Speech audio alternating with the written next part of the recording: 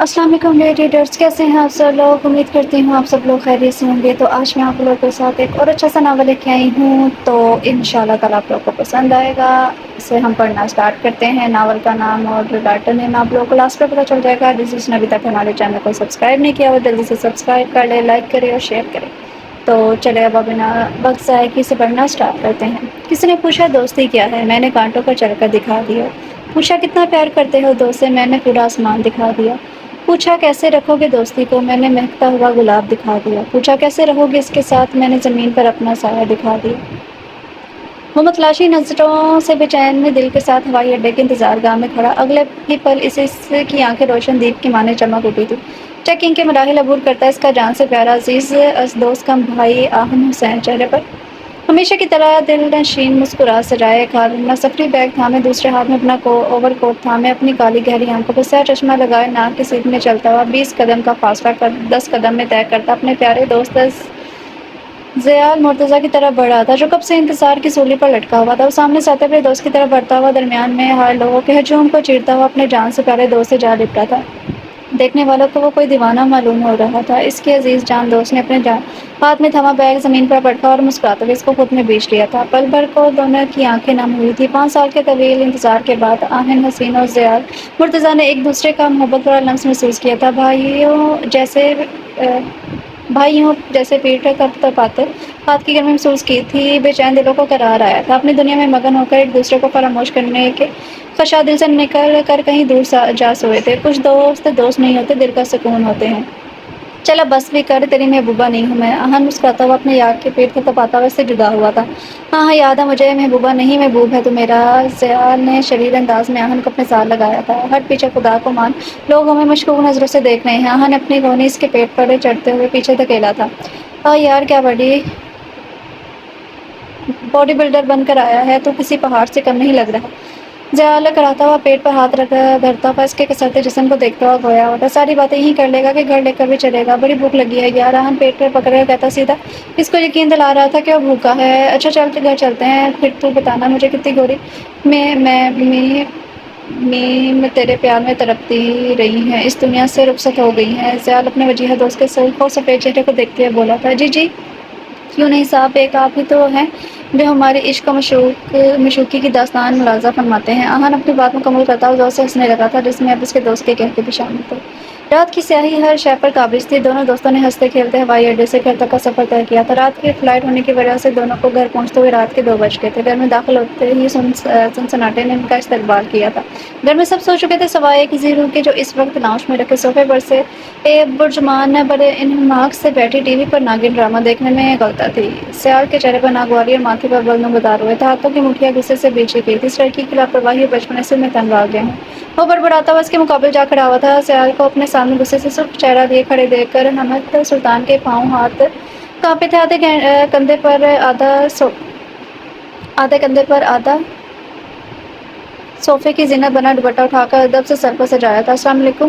صوفے سے کھڑی ہوتی بمشکل خود کو سنبھالتے اپنے کپکپاتے لب سے سلام ادا کرنے میں کامیاب ہو گئی تھی۔ وہ کب عقل آئے گی تمہیں؟ ہوش ہے تمہیں؟ کوئی گھر میں داخل ہوا ہے؟ اتنی لاپرواہ بنی ہو؟ یہ اپنی سریوں کا ڈرامہ ملاحظہ فرما رہی تھی۔ جس دن میرا صبر کا پیمانہ لبریز ہوا نا، اس دن دماغ درست کرنے میں دیر نہیں لگاؤں گا میں تمہارا۔ ضیال بے دردی سے اس کا بازو اپنی مضبوط گرفت میں لیتا ہوا حمد پر برس پڑا تھا۔ اس کا دوست ششت سا کر اپنے دوست کا غصہ دیکھ رہا تھا، جو 5 سال میں کم ہونے کے بجائے اور پروان چڑھ گیا تھا۔ سوری، اس نے اپنے ننھے سے دل کو قابو میں کرتے ہوئے بڑی مشقت سے لب پڑپڑائے تھے۔ جاؤ جا کر کھانا گرم کرو، ہم دونوں کے لیے ہم فریش ہو کر آتے ہیں۔ اسی نازک سے جان کا بازو جھٹک کر احسان ہی کیا تھا اس کو جانے کا کہہ کر، اپنی جان بخشی پر ہلکی سی سر کو زنبش دیتی کچن کی طرف دوڑ گئی تھی۔ اپنے گلابی رخسار پر بہتے اشکوں کو ہتھیلی سے رگڑا، لیکن کوئی فائدہ نہ ہوا۔ اس ظالم کے ظلم یاد کر کے پہلے سے زیادہ مقدار میں بہتے اشک اس کا گلابی چہرہ بھگو رہے تھے۔ تیرے برتاؤ پر روتی ہوں تو ڈر جاتی ہوں، یہ میرے آنسو کہیں لے ہی نہ ڈوبے تجھے۔ یار کیوں ڈانٹتا ہے اس کو؟ اتنی بڑی کوئی خطا نہیں کی تھی اس نے، اس سے جتنا زیادہ تو نے اس پر غصہ کیا ہے۔ آہن نے احمد کے حق میں بولا تھا۔ یار تو نہیں جانتا اس لڑکی کا دماغ خراب کیا ہوا اس نے میرا۔ اس کا یہ لاپرواہ انداز مجھے ایک آنکھ نہیں پاتا۔ ضیال اپنے غصے پر قابو پاتے ہوئے دل کی بات زبان پر لایا تھا۔ تجھے کیا ہے یار، اس کی شادی ہوگی تو اس کا شوہر خود اسے سدھار لے گا۔ اس کو تو کیوں ہلکان اس کا سوچ کر تو کیوں ہلکان ہوتا ہے اس کی خیر خواہی میں؟ آہن اپنی طرف سے شرارتی پن میں بولا تھا، لیکن سیال کے زبان سے ادا ہونے والے الفاظ اس کو ساکت کر گئے تھے، کیونکہ بدقسمتی سے اس کا وہ شوہر نہیں بننے والا ہوں۔ بچپن سے ہم دونوں کا رشتہ پکا ہے، بتایا کسی کو نہیں ہے، اس لیے میں منگنی پر بھروسہ نہیں رکھتا، ٹوٹ بھی جاتی ہے میں نکاح کا بندھن ہی مضبوط سمجھتا ہوں۔ جب وہ بندھن بندھنے کا تو سب ہمارے رشتے کے متعلق بھی جان جائیں گے۔ وہ پتھر ہوا تھا، دل میں ایک ٹیس سی اٹھی تھی، دماغ پڑنے کے در پر تھا، نہیں نہیں یہ خواب ہے، جھوٹ ہے، ایسا نہیں ہو سکتا، وہ میری ہے، وہ میری ہے، نہیں مجھے ایسا نہیں سوچنا چاہیے، میرے دوست کی امانت ہے۔ دل و دماغ جنگ چھڑ گئی تھی، اوئے تو کہاں کھو گیا ہے، چل تجھے تیرا کمرہ دکھاؤں۔ سیال آہن کے دل و دماغ کی حالت سے انجان اس کو ہاتھ پکڑ کر سیڑھیاں عبور کر کے آہن کو اس کے کمرے میں چھوڑ کر اپنے کمرے میں چلا گیا تھا۔ یہ کیسے ہو سکتا ہے؟ کیا حمد یہ بچپن سے جانتی تھی اس نے پیار کے نام پر میرے جذبات سے کھیلا؟ کیوں حمد کیوں کیا؟ میں تمہیں اسی لائق لگا تھا۔ آہن کے اندر یکدم اب سا بھر گیا تھا، وہ اپنے اندر کی گھٹن کم کرنے کے لیے کمرے سے باہر نکلا ہے۔ اس کا ارادہ کچن میں کام کرتے حمد کے دل میں اپنے اندر کی گھٹن اتارنا تھا۔ مبارک ہو حمد! حمد کی سماعتوں میں داخل ہوتی ہے آواز حمد کو 5 سال پیچھے کھینچ لائی تھی۔ حمد کہاں جا رہی ہو یار؟ میں کل لندن چلا جاؤں گا، خاص طور پر تم سے ملنے آیا ہوں۔ تم سیدھے منہ بات ہی نہیں کر رہی، مجھے کوئی بات نہیں کرنی ہے آپ سے، مہربانی کر کے مجھے پر مہربانی کریں مجھ پر جائیں آپ یہاں سے، اور آئندہ میرے راستے میں حائل ہونے کی کوشش مت کیجیے گا۔ آہن حسین! حمد نے اپنے سامنے تن کے کھڑے آہن کو انگلی اٹھا کر آگاہ کیا تھا۔ حمد کا یہ روپ تو آہن نے کبھی دیکھا ہی نہ تھا۔ صدمے کی کیفیت میں چہرے پر سنجیدہ تاثرات لیے کھڑی احمد سلطان کو دیکھ رہا تھا، جس کا دل پتھر آنکھیں جذبات سے آ رہی تھے۔ حمد ایسا کیوں کر رہی ہو؟ کیا ناراض ہو؟ تمہیں چھوڑ کر جا رہا ہوں۔ آہن نے اپنے پاس سے گزرتے ہوئے احمد کی بےتابی سے کلائی پر تھامی تھی۔ اگلے ہی لمحے احمد کا ہاتھ اٹھا تھا، آہن کے چہرے پر نشان چھوڑ دیا تھا۔ خبردار، جو مجھے آئندہ ہاتھ لگایا تو اپنی حد میں رہیں تو بہتر ہوگا آپ کے لیے۔ حمد ایک بار پھر آہن حسین کے جذبات کو پیروں تلے رون کر جا چکی تھی۔ آہن کی آنکھوں سے ضبط کے باوجود شبنم کے موتی کی مانند دو قطرے موتی حمد سلطان کی محبت کو بہا لے گئے تھے۔ کبھی سینے سے لگا کر سن وہ دھڑکنیں جو پل پر تیرے ساتھ جینے کا ورد کرتی ہیں۔ حمد سلطان، ماضی کے جھڑپوں سے لوٹ آؤ، تمہیں کوئی حق نہیں مجھے اپنی یادوں میں بھی سوچنے کا۔ آہن کی سخت تنبیہ پر حمد ماضی کی تلخ یادوں سے لوٹ آئی تھی۔ حمد نے رخ موڑ کر آہن کو دیکھا تھا، اس کی نظروں میں وہی ٹھہر گئی تھی، گورا رنگ، کالی گہری آنکھیں، سیاہ سلکی بال، کھڑی ناک، انابی لب، کسرتے جسم۔ یہ 5 سال پہلے والا پتلا دبلا آہن اتنا نہیں وجاہت سے بھرپور جوان مرد تھا۔ آپ جائیں یہاں سے، مجھے کوئی بات نہیں کرنی ہے آپ سے۔ حمد کی خوبصورت شہد رنگ آنکھیں جو جھلکنے کے در پر تھیں، جن میں کبھی زندگی نظر آتی تھی، آج سوائے درد کے کچھ نہیں تھا۔ میدے جیسی رنگت، بڑی بڑی شہد آنکھیں، تیکھی ناک، پتلے پتلے لب، کندھے سے تھوڑے نیچے آتے بھورے بال، لمبا قد۔ 15 سالہ حمد ایک جوان خوبصورت لڑکی بن چکی تھی۔ آہن مبہوت سا رہ گیا تھا، لیکن جس بات پر قابو پاتا وہ حمد پر برس پڑا تھا۔ حمد سلطان، میری ایک بات جان لو، میرے ساتھ جو تم نے کیا میں خاموشی سے سہ گیا۔ اگر تم نے میرے دوست کے ساتھ بھی وہی سب کیا تو میں تمہیں کہیں منہ دکھانے کے لائق نہیں چھوڑوں گا۔ بڑا گھمنڈ ہے نا تمہیں اپنی خوبصورتی پر، سب فنا ہو جائے گی، صرف رہ جائے گی تو تمہاری مخلوق صورت ہے، صرف تمہارا سیاہ دل جو آباد ہونے کے لائق نہیں۔ آہن نے آج حمد کو باور کروا دیا تھا، آہن حسین اپنے دوست سیال مرتضیٰ کا وفادار ہے۔ یہاں کیا ہو رہا ہے؟ سیال نے حمد اور آہن کو ایک دوسرے کے روبرو کھڑا پایا تو سنجیدگی سے گویا ہوا تھا۔ حمد کی سانسیں اٹکی تھی، لیکن آہن نے کہ جو آپس کی سانسیں دوبارہ بحال ہو گئی تھی، آنسو حلق میں اتارتی کام میں مصروف ہو گئی تھی۔ ارے کچھ نہیں یار، میں حمد سے کھانے کے بارے میں پوچھ رہا تھا، گرم ہوا یا نہیں؟ آہن کے چہرے پر مسکراہٹ سے چائے دودھ کا سہارا لیا تھا۔ تم تو فریش ہونے گئے تھے، پھر یہاں کیا کر رہے ہو؟ سیال کو آہن کا جواب ہضم نہیں ہوا تھا۔ اصل میں مجھے زوروں کی بھوک لگی تھی، اس لیے فریش ہوئے بغیر ہی آ گیا۔ اب تم کیا تفتیشی افسر بن گئے ہو؟ کھانا کھاتے ہیں؟ آہن نے سیال کا ہاتھ پکڑ کر کھانے کی میز تک لے آیا تھا۔ حمد اب میز پر سلیقے سے کھانا سجا رہی تھی۔ حمد کو سلیقے سے کھانا لگاتے دیکھ آہن کو جھٹکا لگا تھا، یہ وہ لاابالی سی شریر سی حمد تو نہیں تھی جس کو 5 سال پہلے چھوڑ کر گیا تھا۔ حمد کا سنجیدہ چہرہ آہن کے دل کو چھلنی کر رہا تھا، وہ کیوں ایسی ہو گئی تھی؟ آہن کا دل شدت سے کیا کہ حمد کو زور زور سے جھنجھوڑے۔ آخر یہ سب کرنے کی وجہ کیا ہے؟ وہ تو سمجھتا تھا حمد اپنی زندگی میں خوش ہوگی، لیکن حمد کا جذبات سے عاری چہرہ، ویران آنکھیں آہن کو کھٹک رہی تھی۔ آہن کھانا کھا یار، کیا سوچ رہا ہے؟ سیال نے آہن کا اشارہ علاقے سے کھانے کی جانب متوجہ کیا تھا۔ ہاں کچھ نہیں کھا رہا ہوں۔ آہن اپنی سوچوں کی دنیا سے باہر آ کر کھانے کی جانب متوجہ ہو گیا تھا۔ ہمیں چائے لے آؤ، ہم کھانا کھا چکے ہیں۔ سیال کی آواز پر حمد بوتل کے جن کی طرح چائے لے کر حاضر ہوئی تھی۔ چائے پینے کے بعد آہن اور سیال اپنے کمرے میں چلے گئے تھے۔ حمد اپنا کام ختم کر کے چھت پر چڑھے گی تاکہ اپنے دل کا غبار نکال سکے، اور جب بھی اداس ہوتی تھی چھت پر جا کر تنہائی میں خدا سے شکایت کر کے اپنے دل کو ہلکا کر لیتی تھی۔ آج بھی آہن کو دیکھ کر اس کے ذہن میں اس کے زخم بھرے ہوئے تھے، اور ان پر نمک کا کام آہن کی باتوں نے سر انجام دیا تھا۔ کیوں آئے ہیں وہ واپس؟ اتنی مشکلوں سے خود کو میں نے سنبھالا تھا، کیا پھر مجھے امتحان سے گزرنا ہوگا؟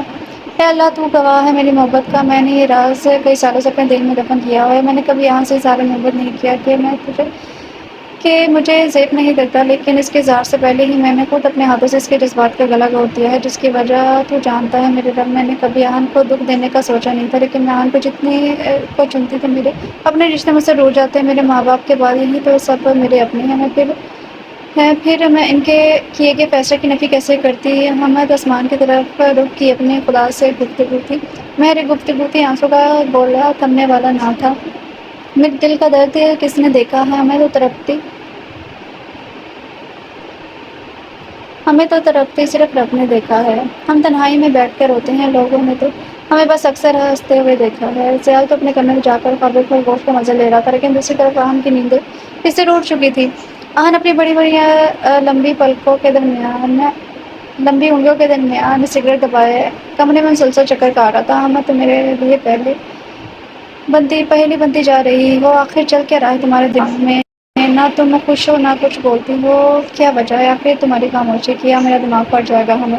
آہن ایک بار پھر اپنا دم گھٹتا محسوس کر رہا تھا، کمرے سے نکل کر تازہ ہوا کھانے کے گھر سے چھت پر چلا آیا تھا۔ وفا سے بے وفائی کرنے والی کو بھی آج پگھلتے دیکھا ہے میں نے۔ اس پتھر پر کس نے ضرب لگا دی جو آج یہاں بیٹھ کر سمندر بہلانے کی کوشش کی جا رہی ہے؟ آہن کو دکھ تو ہوا حامد کو بلک بلک کر روتا دیکھ، لیکن طنز مارنے سے خود کو باز نہ رکھ سکا۔ آہن کا طنز حامد کے سینے میں کسی تیر کی طرح لگا تھا۔ وہ اپنے آنسو اپنے آنچل سے پونچھتے اٹھ کھڑی ہوئی تھی۔ رو کیوں رہی تھی؟ حامد کو خاموشی سے چھت کی سیڑھیوں کی طرف جاتے دیکھ کر آہن نے سر سے احمد کی کلائی تھامے ہوئے پوچھا تھا۔ اپنے جذبات کی رو میں بہہ کر چہرے پہ سنجیدگی طاری یہ سوال پوچھا گیا تھا۔ حامد نے چونک کر آہن کی طرف دیکھا تھا۔ آہن کی آنکھوں میں اپنے لیے فکر مندی کی معمولی سی چمک دیکھ کر حامد کا چہرہ قیمتی موتیوں سے تر ہوا تھا۔ دونوں کی نظریں ملی تھیں، ایک کی آنکھوں میں شکوہ تھا، ایک کی آنکھوں میں اشک طوفاں تھا۔ حامد، رونا بند کرو، مجھے بتاؤ کیا ہوا ہے؟ آہن نے ایک جھٹکا دے کر حامد کو اپنے روبرو کھڑا کیا تھا۔ آہن، دعا کریں میں مر جاؤں۔ حامد روتی ہوئی آہن کے سینے سے جا لگی تھی۔ آہن پہلے تو حیران ہوا، پھر حامد کے لفظ سن کر تڑپ اٹھا تھا۔ آہن نے حامد کے دونوں بازو کو اپنی مضبوط گرفت میں قید کر کے زور سے جھنجھوڑتے ہوئے خود سے دور کیا تھا۔ دماغ خراب ہوا ہے تمہارا؟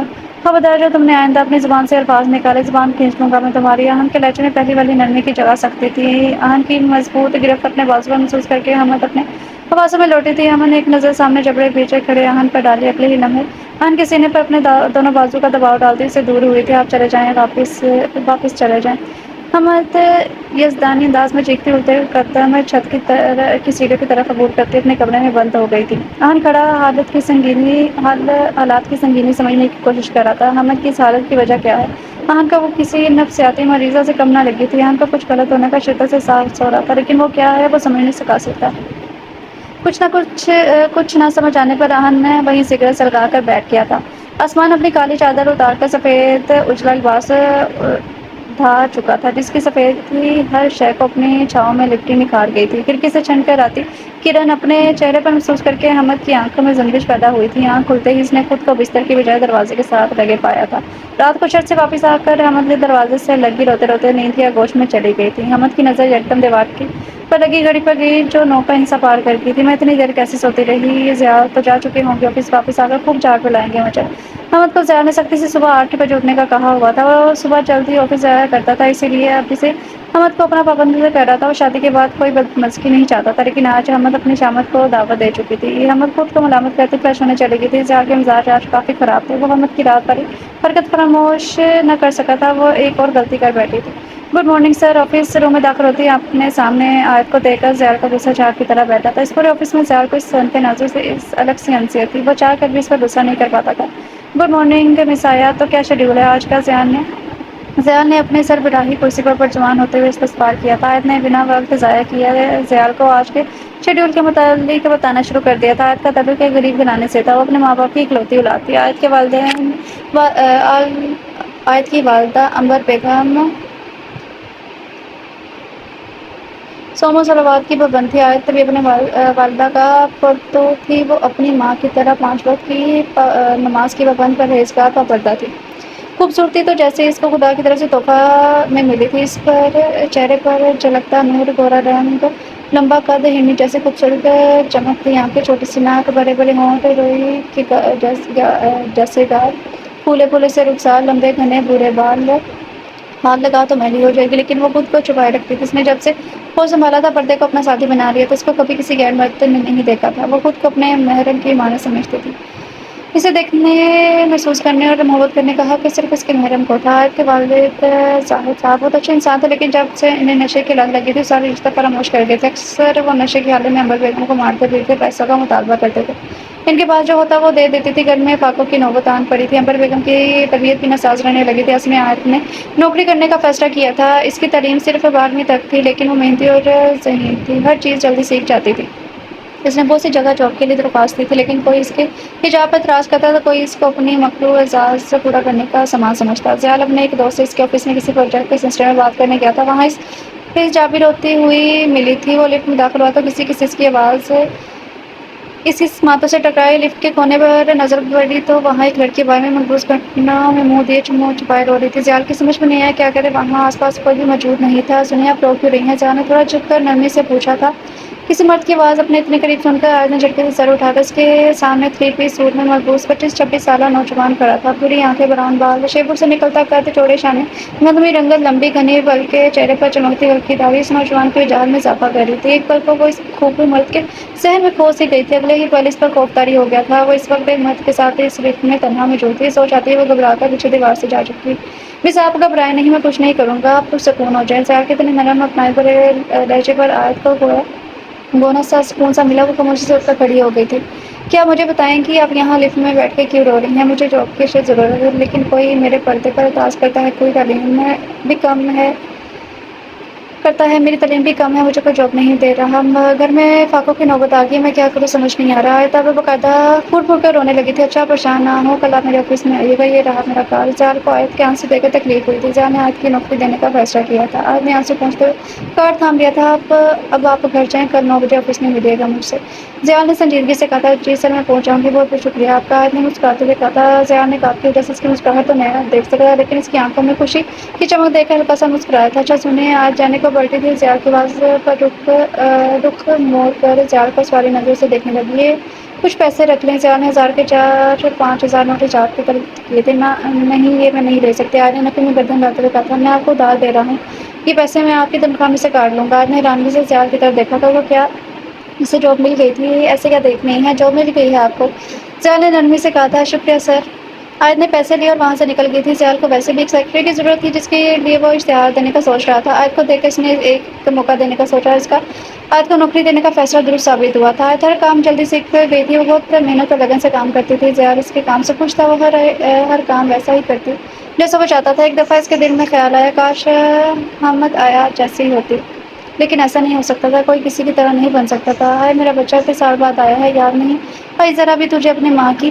صدر بیگم آہن کا ماتھا چومتی ہوئی سے شکوہ کر رہی تھی۔ ماما مجھے آپ کی بہت یاد آتی تھی، لیکن وہاں کی پڑھائی پھر آفس کا کام، وقت ہی نہیں ملتا تھا، لیکن اپنی بہن کی شادی میں ہر ذمہ داری پست پشت رکھتا بھاگا چلایا تھا۔ آہن مسکراتا ہوا صدر بیگم کا شکوہ دور کر رہا تھا۔ ہاں اچھا ہوا آگے، نہیں تو میں تو خود پہنچ جاتی لندن اور کان پکڑ کر تمہیں واپس لاتی۔ صدر بیگم نے آہن کو دھمکی دے ڈالی تھی جس پر وہ عمل کرنے کا ارادہ رکھتی تھی۔ اچھا ماما یہ تو بتائیں، ہماری دلہن بیگم اور دادا جان بابا سب کہاں ہیں، نظر نہیں آ رہے؟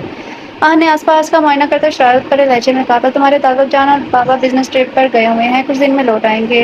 نمل سو رہی ہے، ابھی اٹھا کر لاتی ہوں اس کو۔ صدر بیگم نے مسکراتے ہوئے نمل کے کمرے کی طرف چلی گئی تھی۔ حامد روم سے باہر آئے تو سامنے ہی صوفے پر آہن بیٹھا نظر آیا تھا۔ ایک پل کو دونوں کی نظریں ملی، لیکن دونوں ایک دوسرے کو نظر انداز کر گئے تھے۔ حامد نے کچن کی راہ لی تھی۔ آہن خود کو موبائل میں مصروف دکھانے کی بھرپور کوشش کر رہا تھا۔ ارتضیٰ صاحب ارزا بیگم کے 2 ہی بیٹے تھے جو ان کی کل کائنات ہے، انہوں نے دونوں بیٹوں کی تربیت میں کبھی کوئی کمی، کوئی کوتاہی نہیں برتی تھی۔ وہ ان کے لاڈلے بیٹے تھے، لیکن کبھی انہوں نے ان کو لاڈ پیار میں آ کر کوئی ناجائز خواہش پوری نہیں کی تھی۔ دونوں بیٹے صابر اور شاکر تھے۔ بڑے بیٹے کا نام مرتضیٰ، چھوٹے بیٹے کا نام سلطان تھا۔ دونوں بیٹوں نے پڑھائی مکمل کرنے کے بعد اپنا گورنمنٹس کا خاندانی بزنس سنبھال لیا تھا۔ جب ارزا بیگم کو بیٹوں کی شادی کی فکر ستانے لگی تو انہوں نے رشتے کی تلاش شروع کر دی۔ ایک دن حفیظ صاحب اپنی 2 بیٹیوں کے ہمراہ ارتضیٰ صاحب کے گھر تشریف لائے تھے۔ حفیظ صاحب ارتضیٰ صاحب کے بہت اچھے دوست تھے۔ ان کی بیوی اپنی چھوٹی بیٹی سدرا کو پیدا کرنے کے کچھ دن بعد اس دنیا جانے سے کوش کر گئی تھی۔ اس وقت ان کی بڑی بیٹی صدف صرف 6 سال کی تھی۔ بیوی کے جانے کے بعد حفیظ صاحب نے کبھی دوسری شادی نہیں کی تھی، بلکہ اپنے بیٹے کو خود ہی سنبھالا تھا اور ان کی پرورش کے ساتھ اچھی تربیت بھی کی تھی۔ ارزا بیگم نے صدف سدرا کو دیکھا تو اپنے بیٹوں اور شوہر کی رضامندی پر حفیظ صاحب سے رشتے کی بات کی۔ وہ خوشی خوشی مان گئے تھے۔ دونوں گھروں میں شادی کی تیاریاں زور و شور سے شروع ہو گئی تھی۔ پھر وہ دن بھی آ ہی گیا جب صدف بیگم ارتضیٰ اور سدرا بیگم سلطان بیگم کی شریک حیات بن کر اپنے اصلی گھر آ گئی تھی۔ شادی کے ایک سال بعد ہی صدف بیگم کے یہاں ننھا سا سیال آیا تھا۔ گھر میں پہلا بچہ ہونے کی وجہ سے وہ ہر کسی کا لاڈلا تھا۔ سیال جب 3 سال کا ہوا تو چھوٹی سی نمل بھی اس دنیا میں تشریف لے آئی تھی۔ شادی کے 3 سال بعد ہونے کے بعد بھی سدرا بیگم اولاد کی نعمت سے محروم رہی۔ انہوں نے علاج بھی کروایا لیکن وہ بالکل ٹھیک تھی۔ سب ان کو حوصلہ دیتے وہ ننھے سیال کو اپنی چھوٹی نمل کو دیکھ کر وہ زیادہ خوش ہوتی تھی۔ صدف بیگم سے زیادہ سدرا بیگم ان دونوں کے نخرے اٹھاتی تھی۔ آخرکار شادی کے 5 سال بعد سدرا بیگم کو ان کے صبر کا پھل نازک سے بھری حمد کی صورت میں ملا۔ حمد کے آنے پر باقاعدہ جشن منایا گیا تھا۔ سلطان صاحب کے پاؤں زمین پر نہیں ٹک رہے تھے۔ وہ نازک پری کو دیکھ کر ایسے خوش ہوتے تھے جیسے انہیں کوئی کھلونا مل گیا ہو۔ سدرا بیگم کی آنکھیں حمد کو دیکھ دیکھ کر بھر آتی تھیں۔ دعائیں کی تھیں انہوں نے، آج ان کی دعائیں پوری ہو گئی تھیں۔ وہ سجدہ شکر کر کے نہیں تھکتی تھی۔ نمل بیٹا اٹھ جاؤ، صبح ہو گئی ہے، احن بھی آ گیا ہے، تمہیں یاد کر رہا ہے۔ احن بھائی آ گئے ہیں۔ نمل جو وہ سونے کا ارادہ رکھتی تھی احن کا سن کر کمبل خود پر اتارتی ہوئی اٹھ بیٹھی تھی۔ نمل نے احن اور سیال کے درمیان کبھی کوئی فرق نہیں کیا تھا۔ احن بھلے ہی نمل کا سگا بھائی نہیں تھا لیکن اس نے ہمیشہ نمل کو سگے بھائیوں جیسا ہی مان دیا تھا۔ لیکن وہ حمد کے معاملے میں اپنے دل کو قابو میں نہ رکھ سکا۔ حمد سلطان اس کی رگوں میں خون بن کر دوڑتی تھی۔ اف، لڑکی شادی ہونے والی ہے، تمہاری یہ اچھل کود تمہیں ذرا بھی زیب نہیں دیتی۔ اب اٹھو، جلدی فریش ہو جاؤ، باہر آؤ، احن ناشتے کا انتظار کر رہے ہیں تمہارا۔ صدف بیگم نمل کو جھاڑ پلاتی ہوئی کمرے سے باہر نکل گئی تھی۔ نمل منہ بسوڑتی ہوئی فریش ہونے چلی گئی تھی۔ کیا پک رہا ہے؟ احن سے زیادہ دیر حمد کی بے رخی برداشت نہیں ہوئی، سو خود ہی ہتھیار ڈالتا ہوا کچن میں نازل ہو گیا تھا۔ ناشتہ بنا رہی ہوں، آپ ڈائننگ ٹیبل پر بیٹھے، میں لا رہی ہوں ناشتہ۔ حمد سپاٹ لہجے میں جواب دیتی پراٹھا بیلنے میں مصروف ہو گئی تھی جسے کچن میں اس کے علاوہ کوئی اور زیرو موجود نہ ہو۔ آخر مسئلہ کیا ہے تمہارے ساتھ؟ احن نے حمد کا بازو اپنی گرفت میں جگڑ کر اس کا رخ اپنی طرف کیا تھا۔ احن کا جواب دے کے اس کو حمد کی بلا وجہ کی روح یہ کام نہیں بھا رہی تھی۔ ظلم الگ تھا کہ حمد کے اندر اتنے بدلاؤ کی وجہ کیا ہے؟ شوق چنچل سی حمد سگر گھریلو دوشیزہ کیسے بن گئی؟ یہ کیا بدتمیزی ہے؟ چھوڑا میرا یہ عروج پر تھا، پہلے وجہ بتاؤ تمہاری اس بے رخی کی۔ 5 سال پہلے تو میں خاموشی سے چلا گیا تھا لیکن اب میں وجہ جانے بنا خاموش نہیں رہنے والا۔ احن کا ضدی لہجہ حمد کو سما گیا تھا۔ پلیز احن چھوڑ، کوئی دیکھ لے گا تو کیا سوچے گا، پلیز۔ حمد کی آنکھوں میں بوندا باندی کے آثار واضح نظر آ رہے تھے۔ کچھ دیر میں زور و شور سے بارش کا بھی امکان تھا۔ احن میں دوبارہ ہمت نہیں تھی حمد کی آنکھوں کو برستا دیکھنے کی۔ حمد کا بازو جھٹکتا کچن سے باہر نکل گیا تھا۔ حمد آنسو پوچھتے پیچھے مڑی تو جلا ہوا پراٹھا حمد کو منہ چڑھا رہا تھا۔ بھائی، احن کچن سے باہر نکلا ہی تھا، سامنے سے تیز گام کی رفتار سے آتی نمل اس کے سینے سے آ لگی تھی۔ ارے صبح ہوگی کیا ہماری گڑیا کی؟ احن نمل کے بالوں پر مان بھرا ہاتھ پھیرتے ہوئے گویا ہوا تھا۔ یہ کیا طریقہ ہے بھائی سے ملنے کا؟ نہ سلام نہ دعا، بس باولوں کی طرح شور کرتی ہوئی آ کر حاضر ہو گئی ہے۔ نمل کے اتنے پرجوش استقبال پر صدف بیگم نمل پر برس پڑی تھی۔ کوئی بات نہیں ماما، مجھے نمل کا استقبال کرنے کا یہی انداز پسند ہے۔ احن نے اپنی پیاری بہن کی حمایت میں بولنا ضروری سمجھا تھا۔ آجائے سب ناشتہ کر لیں۔ حمد کی آواز پر سب حمد کی طرف متوجہ ہوتے ہیں۔ شرم کرو لڑکی، حمد تم سے چھوٹی ہے لیکن ہر کام میں تم سے آگے ہے۔ جیسے حمد اس گھر کی بیٹی ہے ویسے ہی تم بھی ہو، تمہیں بھی ہاتھ بٹانا چاہیے بہن کے ساتھ کام میں۔ صدف بیگم ایک بار پھر بولنا شروع ہو گئی تھی۔ خالہ جان کوئی بات نہیں، اتنا تو کوئی کام نہیں ہوتا، ویسے بھی کچھ دنوں کی تو بات ہے، پھر یہ اپنے گھر چلی جائے گی، آرام کرنے دینے سے کچھ دیر۔ حمد سے اپنی پیاری سہیلی پلس بہن پلس کزن کی درگت برداشت نہ ہوئی تو اس کی حمایت میں بول پڑی تھی۔ ہاں ہاں، خوب آرام کرواؤ، تم سب نے بگاڑا ہوا ہے اس کو۔ صدف بیگم کفی سے گویا ہوئی تھی۔ حمد صدف بیگم کو خالہ جبکہ مرتضیٰ صاحب کو تایا کہتی تھی کیونکہ اس کا کہنا تھا ننیالی رشتہ داروں میں ایک خالہ ہی تو ہیں اس کی، اگر وہ ان کو بھی تائی کہے گی تو ننیال میں کوئی رہے گا ہی نہیں۔ وہ اپنے ننیالی رشتوں کو قائم رکھنا چاہتی تھی۔ اسی میں اس کی خوشی جانتے ہوئے کسی نے کچھ بھی نہیں کہا تھا اس کو۔ ماما مجھے بھوک لگی ہے، باقی کے شکوے بعد میں کر لینا۔ نمل پیٹ پکڑتی ہوئی بولی تو سب مسکرا دیے تھے۔ حمد کی پیدائش کے بعد گھر میں ہر وقت رونق سی رہتی تھی۔ حمد کبھی دادا کے پاس ہوتی تو کبھی نانا کے پاس تو کبھی تائی کے پاس۔ نمل بھی بہت زیادہ خوش تھے۔ زیال پورے گھر میں اس چھوٹی سی گڑیا کو لیے گھومتا تھا۔ حمد 1 سال کی ہوئی تھی، زیال 6 سال کا، نمل 3 سال کی ہو گئی تھی۔ تینوں بچوں میں بہت ایکتا تھی۔ زیال اسکول سے آ کر اپنی دونوں بہنوں کے ساتھ خوب کھیلتا تھا۔ ایک دن زیال ننھی حمد کو گود میں لے کر گول گول گھوم رہا تھا، ایک دم سے اس کا پیر مڑا اور حمد سمیت گرا تھا۔ حمد کے سر پر چوٹ آئی تھی اور درد کی شدت سے پورا منہ کھول کر رو رہی تھی۔ زیال کی بھی کونی چھل گئی تھی، پاؤں میں بھی درد تھا، پیٹ سے اٹھ رہی تھی لیکن وہ اپنا درد بھلائے حمد کو اٹھائے بھاگا تھا۔ حمد گڑیا تم ٹھیک ہو نا؟ یہ کیا ہوا؟ تمہارا تو خون نکل آیا ہے۔ حمد کا خون بہتا دیکھ کر زیال کی آنکھیں برسنے لگی تھی۔ شور کی آواز سن کر گھر کے بڑے بھی بھاگے آئے تھے۔ میری بچی، یہ کیسے ہو گیا؟ سدرا بیگم نے زیال کی گود سے حمد کو لے کر اپنے گوش میں لیا تھا۔ سدرا چلو اس کو ہاسپٹل لے کر چلتے ہیں۔ سلطان صاحب جلدی سے سدرا بیگم کو لے کر نکل گئے تھے۔ کیسی ہوا زیال؟ سدرا بیگم غصے سے بڑی آواز سے زیال کے سر پر پہنچی تھی۔ ماما میں تو بس جھولا جھلا رہا تھا، میرا پیر مڑا اور وہ گر گئی۔ ضیاء نے روتے ہوئے ساری بات صدف بیگم کو بتا دی تھی، تو میں کتنی بار منع کیا ہے میں نے، چھوٹی ہے وہ، ایسے نہیں کھیلا کرو اس کے ساتھ، تمہاری سمجھ میں نہیں آتی میری بات دیکھو، اب وہ بچی تمہاری وجہ سے کس حال میں پہنچ گئی ہے۔ صدف بیگم نے سختی سے ضیاء کو دونوں بازو سے پکڑ کر جھنجھوڑا تھا۔ سوری ماما، میں نے اپنے آپ سے نہیں کیا تھا، مت ٹھیک تو ہو جائے گی نا؟ ضیاء نے بدستھی آنکھوں سے مڑ گئی نظروں سے صدف بیگم کو دیکھتے ہوئے پوچھا تھا، خبردار جو تم اس کے قریب بھی گئے تو دور رہنا تم اس سے، بہو بس بھی کرو، بچہ ہے کتنا ڈانٹوں گی؟ ضیاء بیٹا آپ رو نہیں چاچو گئے ہیں نا، اس کو لے کر وہ ٹھیک ہو جائے گی، آپ اپنے کمرے میں جاؤ۔ ارتضیٰ صاحب نے پہلے صدف بیگم کو خاموش کروایا، پھر ضیاء کو خاموش کروا کر کمرے میں بھیجا تھا۔ ضیاء کمرے میں بیٹھا اپنی چھلی ہوئی گونیک پر سی سی کرتا مرہم لگا رہا تھا، تبھی نمر ہاتھ میں بالو اٹھائے کمرے میں داخل ہوئی تھی۔ بھائی کو بھی چوٹ لگی؟ بھائی آپ کو بھی تو چوٹ لگی ہے؟ نمر اپنی توتلی زبان میں ضیاء سے اس کی چوٹ کے بارے میں پوچھ رہی تھی۔ ہاں گڑیا چوٹ لگی ہے، لیکن کسی کو میری چوٹ نظر نہیں آئی۔ ضیاء نے روتے ہوئے نمر سے اپنا دل ہلکا کیا تھا۔ بھائی رو نہیں، مجھے بھی رونا آ جائے گا۔ نمر نے اپنے ننھے ہاتھوں سے ضیاء کے چہرے پر بہتے اشک صاف کیے تھے۔ نہیں رو رہا، میں تو چپ ہو گیا ہوں۔ ضیاء اپنا بھیگا چہرہ صاف کرتا ہوا مسکرایا تھا۔ اس دن سے ضیاء مرتضیٰ حمد سلطان سے دور ہو گیا تھا، وہ اب اس کے ساتھ کھیلتا بھی نہیں تھا۔ گھر والوں کے لاڈ پیار کی وجہ سے وہ تھوڑی ضدی بھی ہو گئی تھی۔ ضیاء اور زیادہ چڑھنے لگا تھا حمد سے۔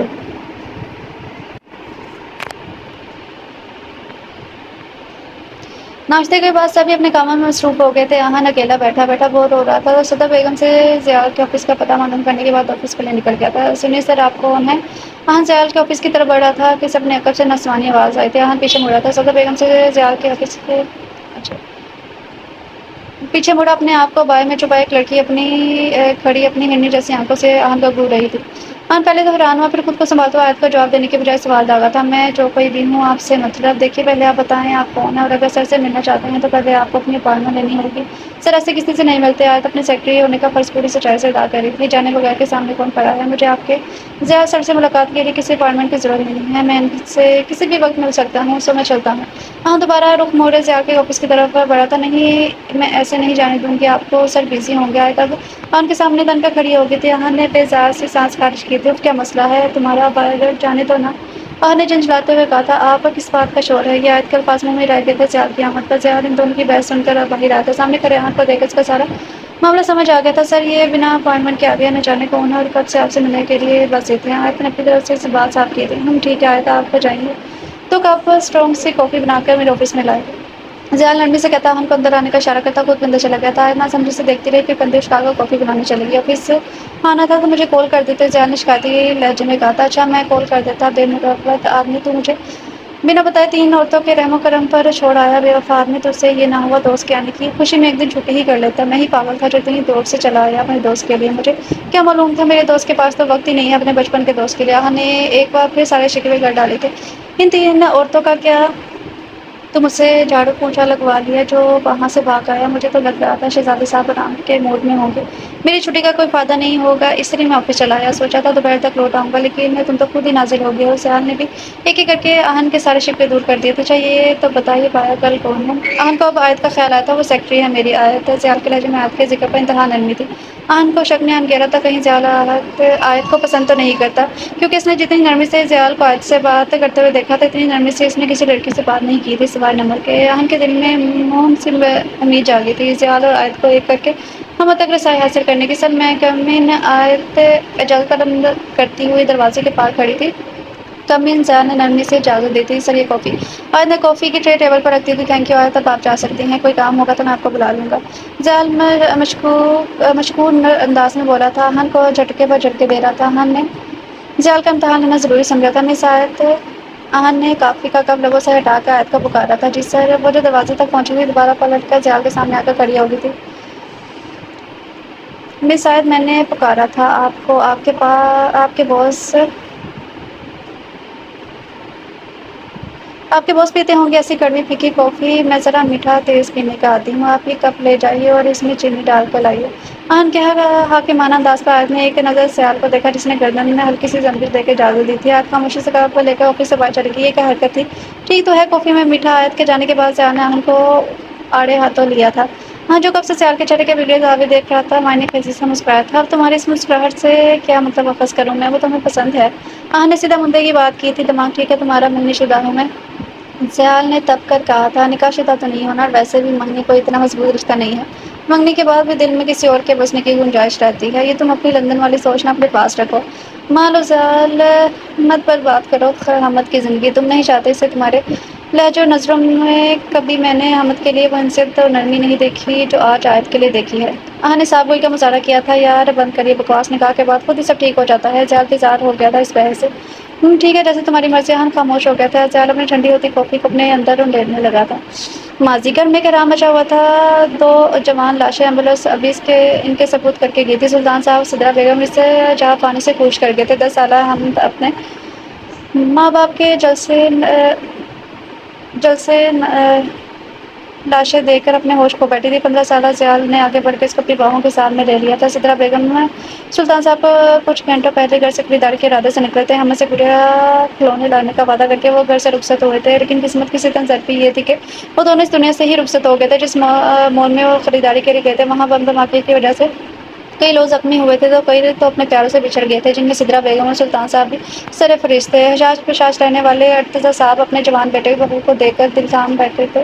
مرزا بیگم صدر بیگم ایک دوسرے کو دلاسے دیتی خود بھی رو رو کے ہلکان ہو رہی تھی۔ مرزا صاحب بھی نم آنکھوں کے ساتھ سب کو حوصلہ دے رہے تھے۔ جوان بھائی کے مومنوں نے بھی انہیں بھی اندر سے توڑ دیا تھا۔ سیال ہوش سے بیگانہ حمد اور روتی بلکتی نمل کو دیکھ کر کمرے میں آ گیا تھا۔ سب کو روتا دیکھ کر نمل بہت زیادہ ڈر گئی تھی۔ سیال کو آج سمجھ کے لیے دکھ ہو رہا تھا، اس کی تو دنیا ہی لٹ گئی تھی، نہ اس کے سر پر باپ کا شبکت بڑھ رہا تھا، نہ ہی ماں کی سکون بھری گود، کچھ بھی تو نہیں رہا تھا اس کے پاس خاص۔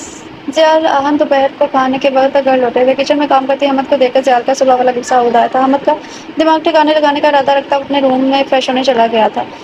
احمد بھی سیال کے ہمراہ اپنے کمرے میں چلا گیا تھا۔ کچھ ہی دیر بعد دونوں نکڑے سے کمرے سے باہر نکلے تھے اور ڈائننگ ٹیبل پر آ کر اپنی جگہ سنبھال رہی تھی۔ بچوں کب آئے تم دونوں آفس سے؟ صدر بیگم نے حیرت کا مظاہرہ کیا تھا۔ جب آپ اپنے خوبصورت ہاتھوں سے کھانا بنا رہی تھی نا تب ہم آئے تھے، نے لطیف سا جواب دیا تھا۔ چل ہٹ شریف۔ صدر بیگم اپنی چھت پر مٹانے کو احمد کو ڈانٹتی کھانے کی طرف متوجہ ہو گئی تھی۔ سیال بھی خاموشی سے کھانا کھا رہا تھا۔ حمد نمل بھی ایک دوسرے سے جانے کون سی راز و نیاز کی باتیں کرنے کے ساتھ کھانے سے لطف اندوز ہو رہی تھی۔ حمد ایک کپ چائے لے کر میرے کمرے میں آیا۔ سیال کا نمکین سے حال پوچھتا ہوا حمد کو حکم دیتا کمرے میں چلا گیا تھا۔ ہمیں سمجھ گئی تھی کہ اس کی سزا ملنے کا وقت ہو گیا۔ اس نے بے بسی سے صدر بیگم کی طرف دیکھا، وہ بھی اس کو دردانہ نظروں سے دیکھ رہی تھی۔ حمد اپنا خوف دل میں دبائے کچن میں چلی گئی تھی۔ حمد خاموش بیٹھا سب کچھ سمجھنے کی کوشش کر رہا تھا۔ نمل ہر شے سے بے نیاز اپنی پیٹ پوجا میں مگن تھی۔ صدر بیگم بھی حمدہ کے پیچھے آئی تھی۔ بیٹا اب تم سے کون سی خطا زرد ہوگی جو سیال تمہیں اپنے کمرے میں آنے کا حکم سنا کر گیا ہے؟ صدر بیگم کی بات پر حمد کے کام کرتے تھمے تھے اور رخ موڑ کر بھیگی آنکھوں سے صدر بیگم کو دیکھ رہی تھی۔ کیا ہوا بیٹا، کچھ بتاؤ تو صحیح۔ صدر بیگم نے حمد کے رخسار پر بہتے اشک اپنے انگوٹھے کے پھولوں سے صاف کیے تھے۔ اللہ وہ مجھے ڈانٹیں گے، غصہ کریں گے مجھ پر، میں صبح دیر سے اٹھی تھی نا تو ان کو ناشتہ بھی نہیں دیا۔ بیٹا یہ کوئی اتنی بڑی بات تو نہیں ہے جو وہ تمہیں سزا دے گا، کیا کروں میں اس لڑکے کا، جانے کس بات کا بیر ہے اسے تم سے۔ صدر بیگم سر راتوں میں تھام گئی تھی۔ کیا ہوا ماما، سب ٹھیک تو ہے نا؟ اپنے لیے چائے کا کہنے آیا تھا۔ صدر بیگم کا آخری جملہ سنا تو وہیں سے رک کر استغفار کرنے لگا تھا۔ بیٹا اپنے دوست کو عقل دو، اس سے بن ماں باپ کی وجہ سے کس بات کے بدلے لیتا ہے وہ؟ جب سے ہم نے اس کو حمد اور اس کی بچپن کی منگنی کا بتایا تب سے اس نے حمد کو ذرخرید غلام سمجھا ہوا ہے۔ ہم سمجھاتے ہیں تو کہتا ہے کہ ہمارے درمیان مت بولو، زندگی ہمیں گزارنی ہے، آپ لوگوں نے نہیں۔ صدر بیگم نے چوک در چوک احمد کے سر پر بم پھوڑے تھے۔ نے ایک نظر ہم کو دیکھا، وہ اپنے بے اختیار بہنے آنسو کو روکنے کی کوشش کر رہی تھی۔ کو حمد کتنے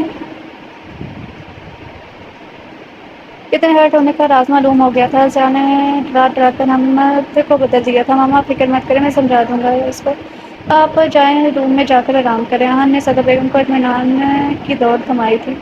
صدر بیگم آنسو پوچھتے ہوئے کچن سے نکل گئی تھی۔ اب کا رخ حمد کی طرف تھا۔ تو یہی وجہ ہے تمہاری ان آنسوؤں کی؟ نے حمد کی آنکھوں سے گرنے والے موتیوں کو اپنی شہادت کی انگلی پر لیا تھا۔ آپ جائیں یہاں سے، مجھے کوئی بھی بات نہیں کرنی آپ سے۔ حمد سے نظر چراتے ہوئے رخ موڑ گئی تھی۔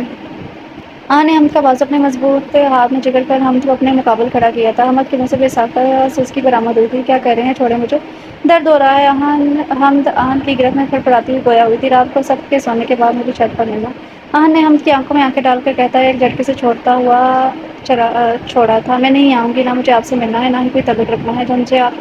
مجھے ہاتھ مت لگائیے گا۔ حمد گرائی تھی۔ کی اس قدر نزدیکی حمد کو کمزور بنا رہی تھی اور وہ خود کو مضبوط ثابت کر رہی تھی۔ میرے سامنے کیسے زبان چلا رہی ہے؟ زیان کے سامنے تو تم گویائی سے محروم ہو جاتی ہو۔ رات کو میں تمہارا شوہر کا انتظار کروں گا، اگر تم نہ آئی تو میں تمہارے کمرے میں آ جاؤں گا۔ تم اچھی طرح جانتی ہو میں ایسا کر بھی سکتا ہوں۔ حمد کو طنز کا تیر چلا تھا اور اسے حکم سناتا کچن سے چلا گیا تھا۔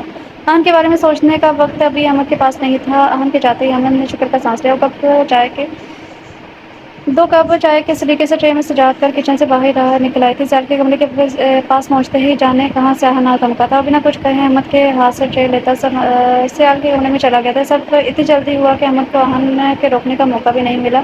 احمد کو جب تک سب سمجھ میں آئی آہن چائے لے کے جا چکا تھا۔ مجھے کیا، میں تو بچ گئی، احمد کندھے اچکاتے اپنے کمرے میں چلی گئی تھی۔ تم کیوں لے کر آئے ہو چائے؟ میں نے احمد کو کہا تھا، احمد ہی لا رہی تھی چائے، میں تمہارے روم میں آ رہا تھا تو میں لے آیا۔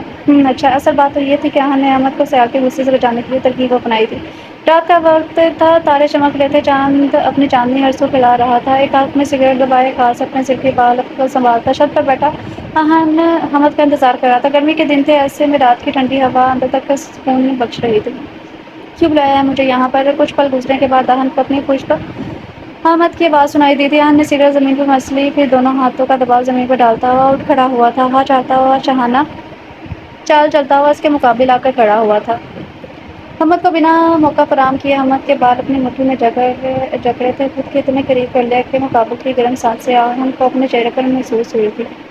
احمد کو بنا کس بات کی اکڑ ہے تم میں؟ ہاں، مجھے کس لیے نخرے دکھاتی ہو؟ 5 سال قبل چھوڑا تم نے مجھے، تھپڑ مارا تم نے مجھے، غصہ تم نے مجھ پر کیا، پھر مجھے کس بات کی سزا دے رہی ہو؟ آہن کا چہرہ غصے کی زیادتی سے سرخ ہوا تھا، دماغ کی نسیں واضح نظر آ رہی تھی۔ احمد اپنی تکلیف بھلائے آہن کا تیش سے بھرا چہرہ تک رہی تھی۔ جواب دو مجھے، کیوں کیا احمد میرے ساتھ ایسا؟ احمد میرے ساتھ ایسا کس گناہ کی سزا دے رہی ہو مجھ سے؟ ایسی کون سی خطا ہوگی جو تم مجھ سے کلام کرنا ہی پسند نہیں کرتی؟ آہن دھاڑا تھا، احمد آنکھیں میچ گئی تھی۔ آہن مجھے درد ہو رہا ہے، بال چھوڑو میرے۔ احمد کی آنکھوں سے گرم سیال بہہ رہا تھا، گلاب کے معنی چہرہ زرد پڑ گیا تھا۔ آہن نے ایک جھٹکے سے احمد کے بال چھوڑ دیے تھے۔ احمد زمین بوس ہوتے ہوئے بچی تھی۔ احمد مجھے جواب چاہیے، میرے دماغ کی نسیں پھٹ جائیں گی۔ آخر تم اتنا کیسے بدل گئی؟ 5 سال پہلے تم نے میرے ساتھ کیا اس کی وجہ کیا تھی؟ کیا تم واقف تھی سیال اور اپنے رشتے سے؟ احمد کو ڈرتا دیکھ کر آہن تھوڑا نرم پڑا تھا۔ احمد بے بس ہو گیا تھا۔ ان 5 سالوں میں اسے پل پل احمد کی یاد آتی رہی تھی، اس کا اچانک سے بیگانگی کا اظہار کرنا آہن کو اندر ہی اندر کھلتا تھا۔ اس دن جب آپ مجھ سے آخری دفعہ ملنے آئے تھے، اس سے ایک دن قبل میں نے خالہ جان، تایا جان اور سیال کے درمیان ہونے والی گفتگو سن رہی تھی۔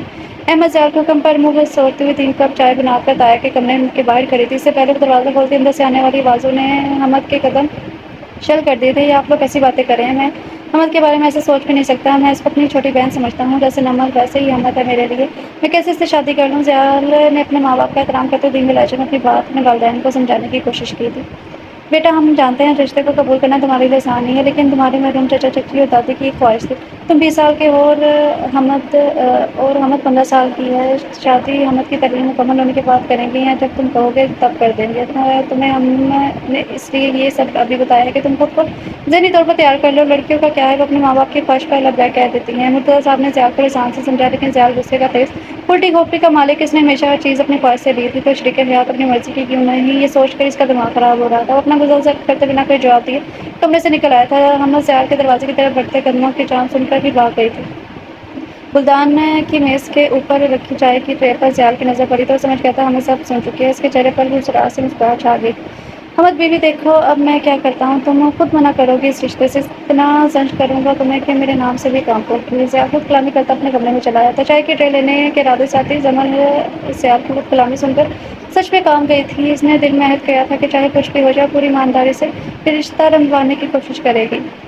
اس دن مجھ پر جو انکشاف ہوا آہن، وہ میرے لیے میری روح نکالنے جیسا ہی تھا۔ میں کیسے اپنے محروم ماں باپ کی خواہش کو رد کر دیتی، اس لیے میں نے آپ کو خود سے دور کر دیا اور خود کو زیال کے رحم و کرم پر چھوڑ دیا تھا۔ اس دن کے بعد زیال بات بات پر مجھ پر غصہ کرتے تھے، 1-2 دفعہ تو تھپڑ بھی مارا تھا۔ وہ مجھے اپنا ذخیرہ بلا سمجھتے ہیں، اپنا سارا کام مجھ سے کرواتے ہیں، مجھے ذلیل کرنے کا موقع کبھی ہاتھ سے جانے نہیں دیتے۔ خالہ اور تایا جان ان کو سمجھاتے ہیں تو ایک کان سے سن کر دوسرے کان سے نکال دیتے ہیں۔ شاید میرے نصیب میں زیال کے ہاتھوں پھٹکار ہی لکھی ہوئی ہے۔ پیار تو دور کی بات ہے، مجھے آج تک ان کے لہجے میں اپنے لیے نرمی کا ذرا بھی عنصر نہیں نظر آیا۔ حمد خاموش ہو چکی تھی، اس کی آنکھیں اشکبار تھیں۔ آہن کا دل درد سے پھٹا تھا۔ اس کی ہمت، جس کو اس نے کانٹا بھی نہیں چبھنے دیا تھا، وہ کتنا سہتی رہی ہے، لیکن ابھی بھی اس کے دماغ میں ایک سوال گردش کر رہا تھا جس کو اس نے زبان پر لایا تھا۔ حمد، کیا تم زیال سے محبت نہیں؟ آہن، جس نے میری زندگی کے 5 سال اذیت میں بدل دیے ہیں، مجھے اس سے کیسی محبت ہو سکتی ہے؟ آہن، میں چاہ کر بھی آپ کو اپنے دل سے نہیں نکال پائی۔ میں آج قبول کرتی ہوں محبت ہے مجھے آپ سے، لیکن ہماری محبت کی تکمیل ناممکن ہے۔ چلے جائیں آپ اور واپس چلے جائیں۔ حمد آہن کا گریباں جگرتے ہوئے پھوٹ پھوٹ کر رو دی تھی۔ نمل کی شادی ہو جائے میں چلا جاؤں گا واپس کبھی نہ آنے کے لیے، ویسے بھی میں تمہیں اپنی نظروں کے سامنے کسی اور کا ہوتے ہوئے دیکھ نہیں سکتا۔ حسین نے محمد سلطان کو کبھی اپنی شکل نہیں دکھائے گا۔ کی آنکھوں میں مٹی سی بھر گئی تھی، لال ہوئی آنکھیں آنسو جھلکنے کو بتاتے وہ احمد کی آنکھوں سے ہاتھوں سے اپنا گریباں آزاد کرواتا رخ پھیر گیا تھا۔ احمد منہ پر ہاتھ رکھتی ہوئی نیچے چلی گئی تھی۔ کی آنکھوں کی کناروں پر گہرے آنسو رخسار پر بہہ نکلے تھے۔ میں اداس شام کو گیت ہوں، وہ کرن ہے صبح کے اجالے کی، میں منزل ہوں ڈوبتے سورج کا، وہ موسم ہے بہار کا، میں سایہ ہوں کالی رات کا، وہ امید ہے نئے دن کی، میں صحرا میں بھٹکتا مسافر، وہ منزل ہے اڑتے پرندوں کی، میں جھونکا ہوں سرد ہوا کا، وہ روشنی ہے جگمگ کرتے ستاروں کی، میں اداس شام کا گیت ہوں، وہ کرن ہے صبح کے اجالے کی۔ ماضی سدرا بیگم سلطان بیگم کو دنیا سے رخصت ہوئے ایک ماہ گزر چکا تھا۔ سب اپنی زندگی میں مصروف ہو گئے تھے، لیکن احمد کی زندگی جیسے تھم گئی تھی۔ سیال اور احمد کے درمیان دوریاں ذرا کم ہو گئی تھی۔ سنجیدہ تو وہ بچپن سے ہی تھا، لیکن احمد کے چہرے پر مسکراہٹ لانے کی خاطر وہ نمل کے ساتھ مل کر چھوٹی موٹی شرارتیں کرتا رہتا تھا تاکہ احمد ماں باپ کے غم سے باہر آ جائے۔ سب گھر والے بھی ہر طرح سے احمد کا خیال رکھتے تھے۔ سدرا بیگم تو اس کو سینے سے لگا کر رکھتی تھی، اس کی پسند کے کھانے پکاتی، لیکن احمد کو جیسے جینا بھول گئی تھی۔ وہ اکثر لان میں لگے پھولوں کے پاس بیٹھ جاتی تھی۔ وہ پھول اس نے سدرا بیگم کے ساتھ مل کر خود لگوائے تھے، اس کو وہاں اپنی ماں کی خوشبو محسوس ہوتی تھی۔ آج بھی وہ پھولوں کی کیاری کے پاس اکیلی بیٹھی آنسو بہا رہی تھی۔ اے پیاری گڑیا، رو کیوں رہی ہو؟ اپنے قریب سے گہرے شناسا آواز سن کر احمد جلدی سے اٹھ کھڑی ہوئی تھی۔ سامنے ہی سیال کی عمر کا ایک خوبصورت سا لڑکا کھڑا تھا۔ آپ کون؟ احمد نے اپنے آنسو صاف کرتے ہوئے اسے ناک چڑھا کر پوچھا تھا۔ کیوٹ گرل، میں پڑوسی ہوں آپ کا، کل ہی شفٹ ہوئے ہیں ہم لوگ آپ کے برابر والے گھر میں۔ اس لڑکے کو سامنے کھڑی گلابی فراک پہنے ہوئے چھوٹی سی لڑکی نے ان گلوں میں سے ایک ہی لگی تھی جس کے پاس وہ کھڑی تھی۔ ایکسکیوز می، کون ہو تم؟ گھر میں کیسے آئے؟ اپنے پشت سے مردانہ آواز سن کر لڑکا پیچھے مڑا تھا۔ ہیلو، میں احن حسین ہوں، آپ کا پڑوسی، کل ہی شفٹ ہوئے ہیں ہم آپ کے برابری والے گھر میں آپ آئے ہیں، آپ کے دروازہ کھلا تھا تو میں آ گیا، سوری۔ احن کے جواب پر سیال کے چہرے پر پہلے سخت اثرات نہ پڑے تھے۔ اچھا، کوئی بات نہیں، تو آپ لوگوں نے خریدا ہے صدیقی انکل کا گھر؟ سیال مسکراتا ہوا گویا ہوا تھا۔ جی ہاں، ہم نے خریدا ہے، ویسے آپ کی تعریف؟ احن نے سیال کی طرف ہاتھ ملاتے ہوئے بڑھاتے ہوئے استفسار کیا تھا۔ میرا نام ضیاء المرتضیٰ ہے۔ ضیاء نے احن کا بڑھتا ہوا ہاتھ تھامتے ہوئے کہا تھا۔ اچھا، اس پری کا نام کیا ہے؟ احن نے پھولوں کو تکتی احمد کی طرف اشارہ کیا تھا۔ کوئی نام نہیں ہے میرا، سمجھے آپ؟ احمد اپنے مختلف نام اس لڑکے کی زبان سے سن کر چڑ گئی تھی۔ وہ احن کو جھاڑتی ہوئی نام منہ چڑھاتی اندر چلی گئی تھی۔ سوری، وہ یہ تھوڑی اپسیٹ ہے، اس کے پیرنٹس کی وفات ایک ماہ پہلے ہی ہوئی ہے، پھر چڑچڑی ہو گئی ہے۔ ضیاء نے احمد کی طرف سے معذرت کی تھی۔ سو سیڈ، کوئی بات نہیں، مجھے بالکل برا نہیں لگا۔ احن کو سچ میں برا نہیں لگا تھا، اس کو تو یہ چھوٹی لڑکی پہلی نظر میں بہت بھا گئی تھی۔ چلو اندر چلو، سب گھر والوں سے ملواتا ہوں۔ ضیاء کو خوش مزاج سا احن اچھا لگا تھا، اس لیے پہلی ملاقات میں وہ اس کے گھر کے اندر لے آیا تھا۔ احن اپنے ماں باپ کا اکلوتا بیٹا تھا۔ بزنس کی وجہ سے احن کے والدین حسین صاحب رہائش تبدیل کرتے رہتے تھے۔ وہ لوگ نئی جگہ شفٹ ہوئے تھے۔ احن کا نہ کوئی دوست تھا نہ کوئی جاننے والا تھا۔ وہ گھر میں بیٹھا اکتا گیا تو گھر سے باہر نکل آیا۔ ضیاء کے گھر کا دروازہ کھلا دیکھا تو جان پہچان کے ارادے سے گھر میں آ گیا۔ پھولوں کے پودوں کے پاس سے بیٹھی احمد پر نظر پڑی تو اس سے دوستی کرنے کا سوچا، لیکن ہم سے تو دوستی نہ ہوئی، ضیاء سے ہوگی۔ ہم سے دوستی کرنے کا احن نے دل میں پکا ارادہ کر لیا تھا۔ کچھ ہی دنوں میں احن ضیاء دونوں ہی گل مل گئے تھے۔ دونوں کو ہی ایک بھائی کی کمی محسوس ہوتی تھی جو پوری ہو گئی تھی۔ نمل سے بھی احن کی اچھی دوستی ہو گئی تھی۔ نمل کسی سے جلدی گل مل جاتی تھی۔ اداسی احمد کو دیکھ کر احن کے دل میں چبھن سی ہوتی تھی۔ وہ اس سے بات کرنے کی کوشش کرتا، منہ موڑ کر چلی جاتی تھی۔ احن کے لیے احمد نامی محاذ بہت مشکل ثابت ہو رہا تھا، لیکن جب انسان ارادوں کا پکا ہو تو اپنے مقصد میں کامیاب ہو ہی جاتا ہے۔ ہیلو لٹل گرل، احمد آج بھی سرخ گلاب بنی پھولوں کے پاس بیٹھی رونے کی وجہ سے آنکھیں اور ناک سرخ ہو رہی تھی۔ احن گھر میں داخل ہوا تو اسے اداسی احمد نظر آئی تھی۔ اسی کے پاس چلا آیا تھا، لیکن احن کا طرز تقابل احمد کو ایک آنکھ نہ پایا تھا۔ مسئلہ کیا ہے آپ کے ساتھ؟ کیوں تنگ کرنے آ جاتے ہیں مجھے؟ اور میرا نام حمد سلطان ہے، سمجھے آپ؟ احمد ناک پر آتے ہوئے احن پر برس پڑی تھی۔ اچھا سوری، پلیز غصہ نہیں کرو، میں تو بس تم سے دوستی کرنا چاہتا ہوں۔ احمد کے بگڑے تیور دیکھ احن نے جلدی سے کان پکڑ لیے تھے۔ احن کو کان پکڑتے دیکھ احمد کے ہونٹ ذرا پھیلے تھے، ساتھ وہ خود بھی پھیلی تھی۔ ایسے معاف نہیں کروں گی، اٹھک بیٹھک کر کے دکھاؤ پہلے۔ احمد اتراتی ہوئی بولی تھی۔ اوکے، جو تم کہو گی میں وہ کروں گا، لیکن اس کے بدلے میں تمہیں بھی مجھ سے میری ایک بات ماننی ہوگی۔ احن نے موقع سے فائدہ اٹھایا تھا۔ کون سی بات؟ احمد نے سوالیہ نگاہوں سے دیکھا تھا۔ مجھے تم سے دوستی کرنی ہوگی۔ تمہیں مجھ سے دوستی کرنی ہوگی۔ احن حسین احمد سلطان سے دوستی کرنے کے لیے سب کچھ کرنے کو تیار تھا، آخر دل کا معاملہ جو تھا۔ اوکے، اب آپ اٹھک بیٹھک کریں۔ احمد مسکراتی ہوئی گویا ہوئی تھی۔ احن نے کان پکڑے اور اٹھک بیٹھک شروع کر دی تھی۔ جب اٹھک بیٹھک کرتا اس کے سلکی بال آنکھوں پر آ جاتے، کھڑا ہوتا تو ایک ہاتھ سے بال پیچھے کر کے دوبارہ بیٹھ جاتا، پھر بال آنکھوں پر آ جاتے۔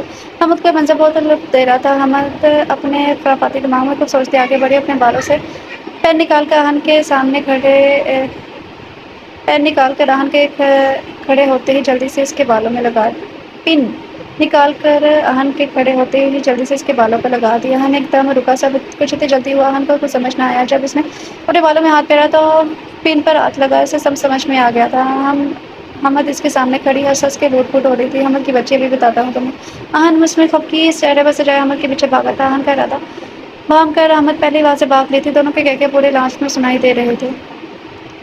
لون میں لگے پھول پودے ان دونوں کے کہکے سن کے جھوم اٹھے تھے۔ حمد کے اداس پھول بھی دلکشی سے مسکرا رہے تھے۔ حمد دوسرے دن صبح وقت پر بیدار ہو گئی تھی۔ اس کی سرخ آنکھیں رات بھر پھر نہ سونے کی چغلی کھا رہی تھی۔ اہن کی بھی ساری رات انگاروں کو گزری تھی۔ اس کا دل درد سے پھٹ رہا تھا۔ اپنی محبت خود قربان کر دینا اس کے لیے آسان نہیں تھا۔ وحشت ہوں، روک ہوں، افسوس ہوں، میں سر سے پاؤں تک لپٹا ایک سوگ ہوں میں۔ خالہ جان نے زیادہ نہیں اٹھا ابھی تک، وہ تو مجھ سے پہلے اٹھ کر کھانے کی میز پر ہوتے ہیں۔ بیٹا آج اس کی ضروری میٹنگ تھی، جلدی پہ چلا گیا، تم پریشان نہ ہو۔ صدر بیگم نے حمد کا ڈر دور کیا تھا۔ خالہ جان حمد اٹھ جائے، اس کے ساتھ ناشتہ کروں گی۔ اچھا چلو، جیسی تمہاری مرضی۔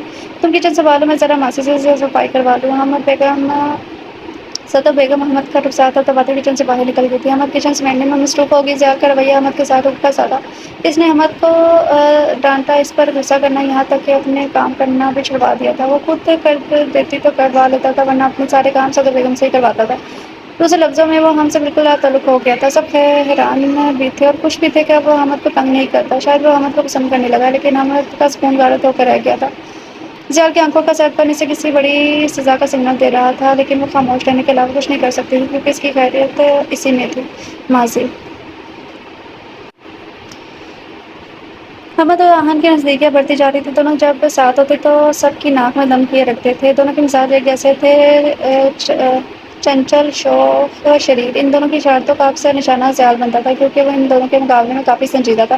حمد کم عمر تھی، پیار محبت جیسے جذبات کا تو اسے علم نہیں تھا، لیکن اہن کے بنا رہنا اس کے بس میں نہیں تھا۔ وہ سارا دن اہن کے گھر گزارا کرتی تھی۔ اہن کی والدہ بھی بہت نرم دل خاتون تھی، ان کو بھی حمد اپنی بیٹی جیسی لگتی تھی۔ حمد کے جانے سے ان کا دل بھی لگا رہتا تھا۔ حمد کو اپنی 15ویں سالگرہ پر معلوم ہوا اہن اپنی فیملی کے ساتھ شفٹ ہو رہا ہے۔ اس دن وہ بہت زیادہ روئی تھی، اہن سے سارا دن بات نہیں کی تھی۔ اہن بھی دکھی تھا، حمد سے دور جانے کا سن کر وہ بھی مجبور ہو گیا تھا۔ ماں باپ کے بنا کیسے اکیلا رہتا۔ اہن کی لاکھ کوششیں، وعدوں، قسموں کے بعد حمد مان گئی تھی۔ اہن نے اس کا موبائل میں گفٹ کیا تھا، جس سے وہ روز ویڈیو کال پر ہم سے بات کرنے کا وعدہ کر چکا تھا۔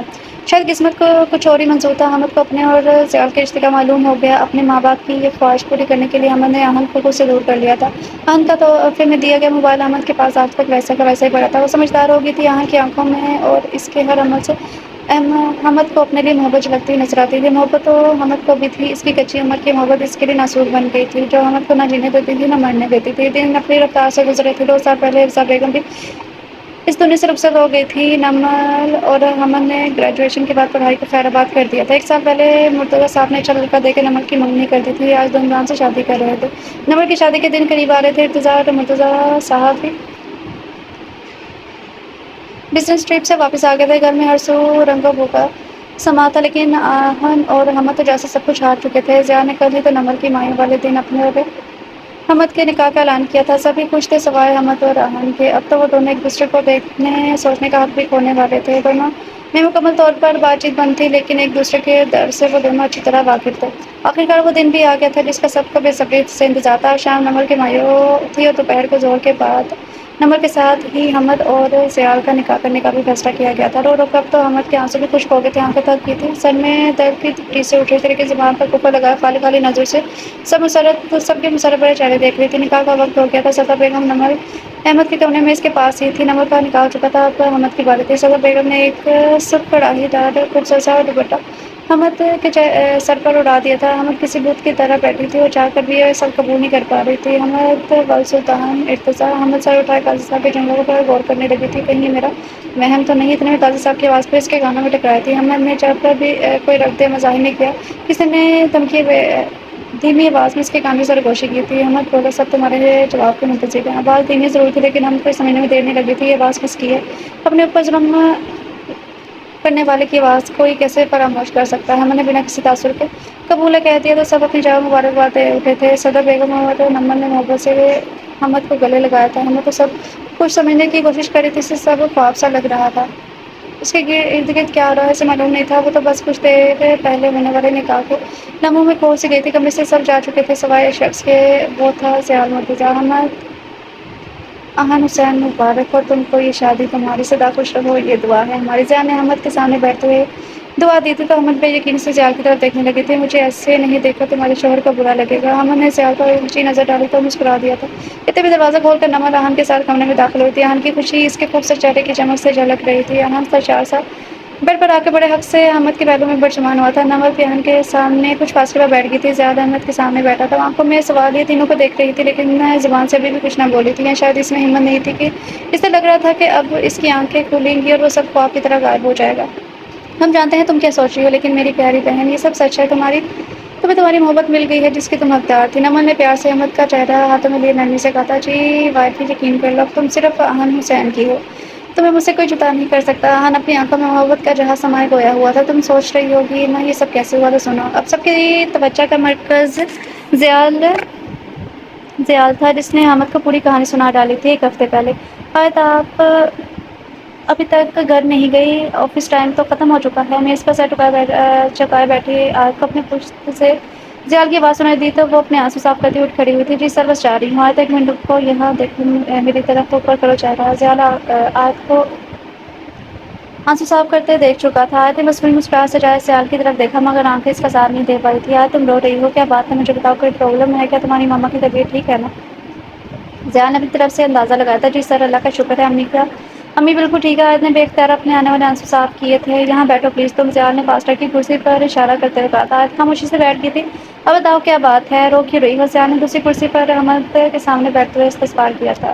احمد نہیں آیت سر، میرے پاپا میری شادی کروانا چاہتے ہیں، آیت نے گردن جھکا کر دھیمی آواز میں کہا تھا۔ ضیاء کی حالت ایسی ہوگی، کاٹو تو خون نہیں بدن میں، ذرا چہرہ زرد پڑ گیا تھا، لب کچھ بھی بولنے سے انکاری تھے۔ کوئی جواب نہ پا کر آیت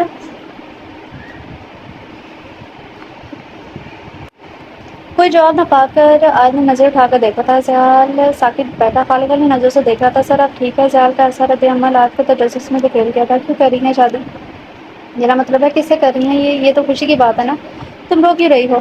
ضیاء نے آیت کی الجھی نظریں خود پر مرکوز کر جملہ درست کیا تھا۔ سر میرے لیے خوشی کی بات نہیں ہے بلکہ مرنے کا مقام ہے، کیونکہ میرے بابا میری شادی اپنی عمر کے ایک آدمی سے کر رہے ہیں۔ وہ شرابی ہے، پاپا کو بہت سارے پیسے دے رہا ہے، ایک طرح سے میرے بابا نے میرا سودا کیا ہے۔ آیت شدت سے رو دی تھی۔ ضیاء کے اوپر حیرتوں کے پہاڑ ٹوٹے تھے۔ کوئی اپنی بیٹی کو اس طرح بھی رسوا کر سکتا ہے، اپنی عیاشی کے لیے اپنی بیٹی کی قیمت لگا سکتا ہے؟ ضیاء کا دل لرز اٹھا تھا۔ اس نے وقت ضائع کیے بنا ایک فیصلہ کیا تھا اور اگلے ہی پر اپنے فیصلے پر عمل بھی کیا تھا۔ آیت جی سر، کیا تم میری شریک حیات بننا پسند کرو گی؟ آیت نے اپنی بھیگی جھکی پلکیں اٹھائی تھی۔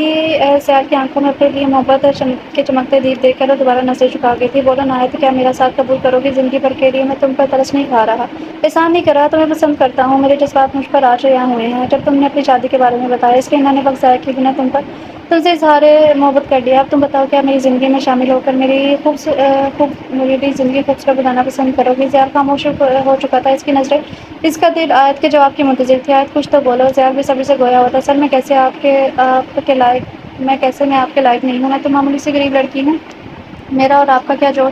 آیت اپنے لرزتے لبوں سے صرف اتنا ہی کہہ پائی تھی۔ آیت میں جانتا ہوں تم گھبرا رہی ہو، ڈری ہو، تم پریشان نہیں ہو، میں سب سنبھال لوں گا، تمہارے اور میرے گھر والوں کو راضی کرنا میرا کام ہے، تم بس ہاں بولو۔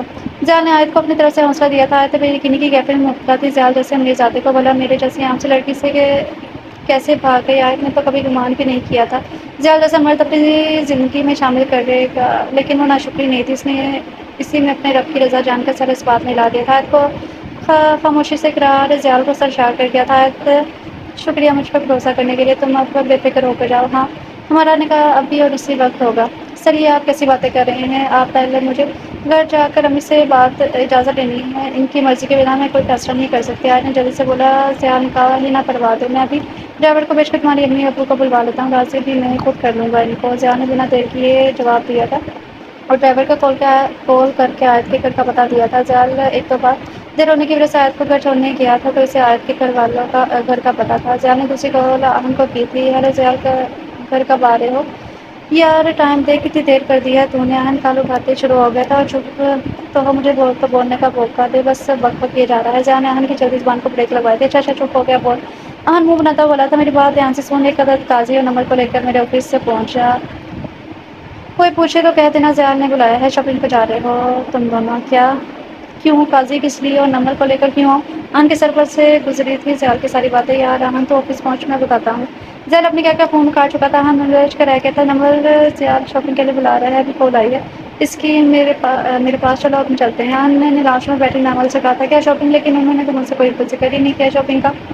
نمل میں تجسس ہوئی تھی مجھے، ابھی اس نے کال کر کے تمہیں لے کر آنے کا کہا ہے، کیا معلوم وہ تمہیں سرپرائز دینا چاہتا ہوا۔ ہم نے نمل کو آنکھوں سے اشارہ کرتے ہوئے کہا تھا بیٹا چلی جا، بہت خوش نصیب ہو جو بھائی شاپنگ کروا رہا ہے، ورنہ آج کل کے لڑکے تو شاپنگ کے نام سے دور بھاگتے ہیں۔ سدا بیگم نے بھی اپنا حصہ ڈالا تھا۔ اچھا بھائی میں ابھی حمد کو بھی لے کر آتی ہوں، ہم اس کو بھی ساتھ لے کر چلتے ہیں۔ نمل چاہتی صوفے سے اٹھ کھڑی ہوئی تھی، نہیں صرف تمہیں مجھے بلایا ہے، جانے جلدی تیار ہو کر آ جاؤ، میں باہر انتظار کر رہا ہوں۔ وہاں اپنی بات مکمل کرتا گھر سے باہر نکل گیا تھا۔ نمل سدا بیگم ایک دوسرے کو سو سے دیکھتی رہ گئی تھی، کچن میں کام کرتی حمد کی آنکھوں سے دو موتی بے مول ہوئے تھے، کیا اس کا حق نہیں تھا کہ وہ اپنی سب کے ساتھ باہر جائے، اپنی مرضی سے خریداری کرے؟ حمد یہ سب بس سوچ کر رہ گئی تھی۔ سر آپ اتنی جلدی کیوں کر رہے ہیں؟ میں نے کہا اب نے مجھے وقت تو دے کچھ۔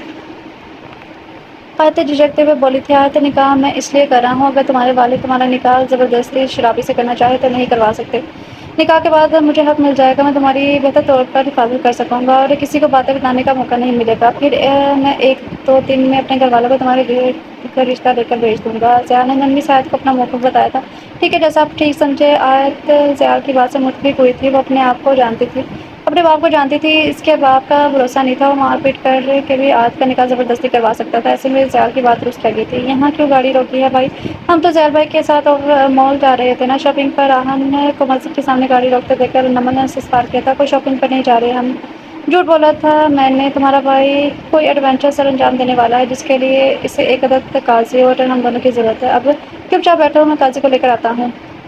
ہاں نمل کو ہدایات دیتا ہوا کار سے اتر گیا تھا۔ نمل تکے لگانے میں مصروف ہو گئی تھی۔ سر میں لے آیا میڈم کو۔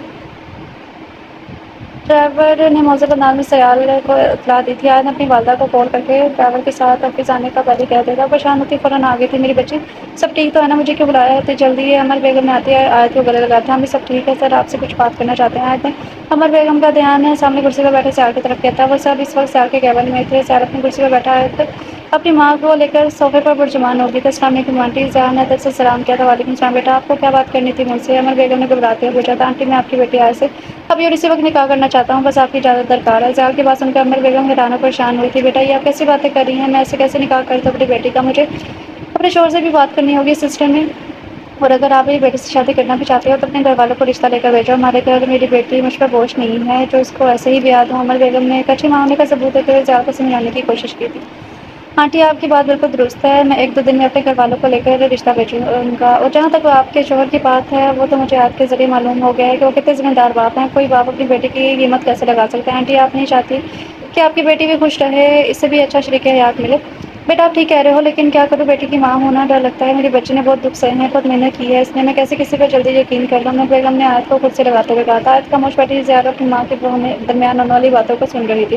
آنٹی ایک مرتبہ آیت سے میرا نکاح کروا دیں، میں آپ کے سارا شک و شبہات دور کر دوں گا، یقین دلاتا ہوں آیت کو، اور آپ کو کبھی اپنے فیصلے پر پچھتاوا نہیں ہوگا۔ زیال کے لہجے میں مضبوطی اور آنکھوں میں سچائی دیکھ کر امر بیگم کا سر خود بخود اس بات میں زنجش کر گیا تھا۔ کچھ دیر میں آہن اور نمل بھی پہنچ گئے تھے۔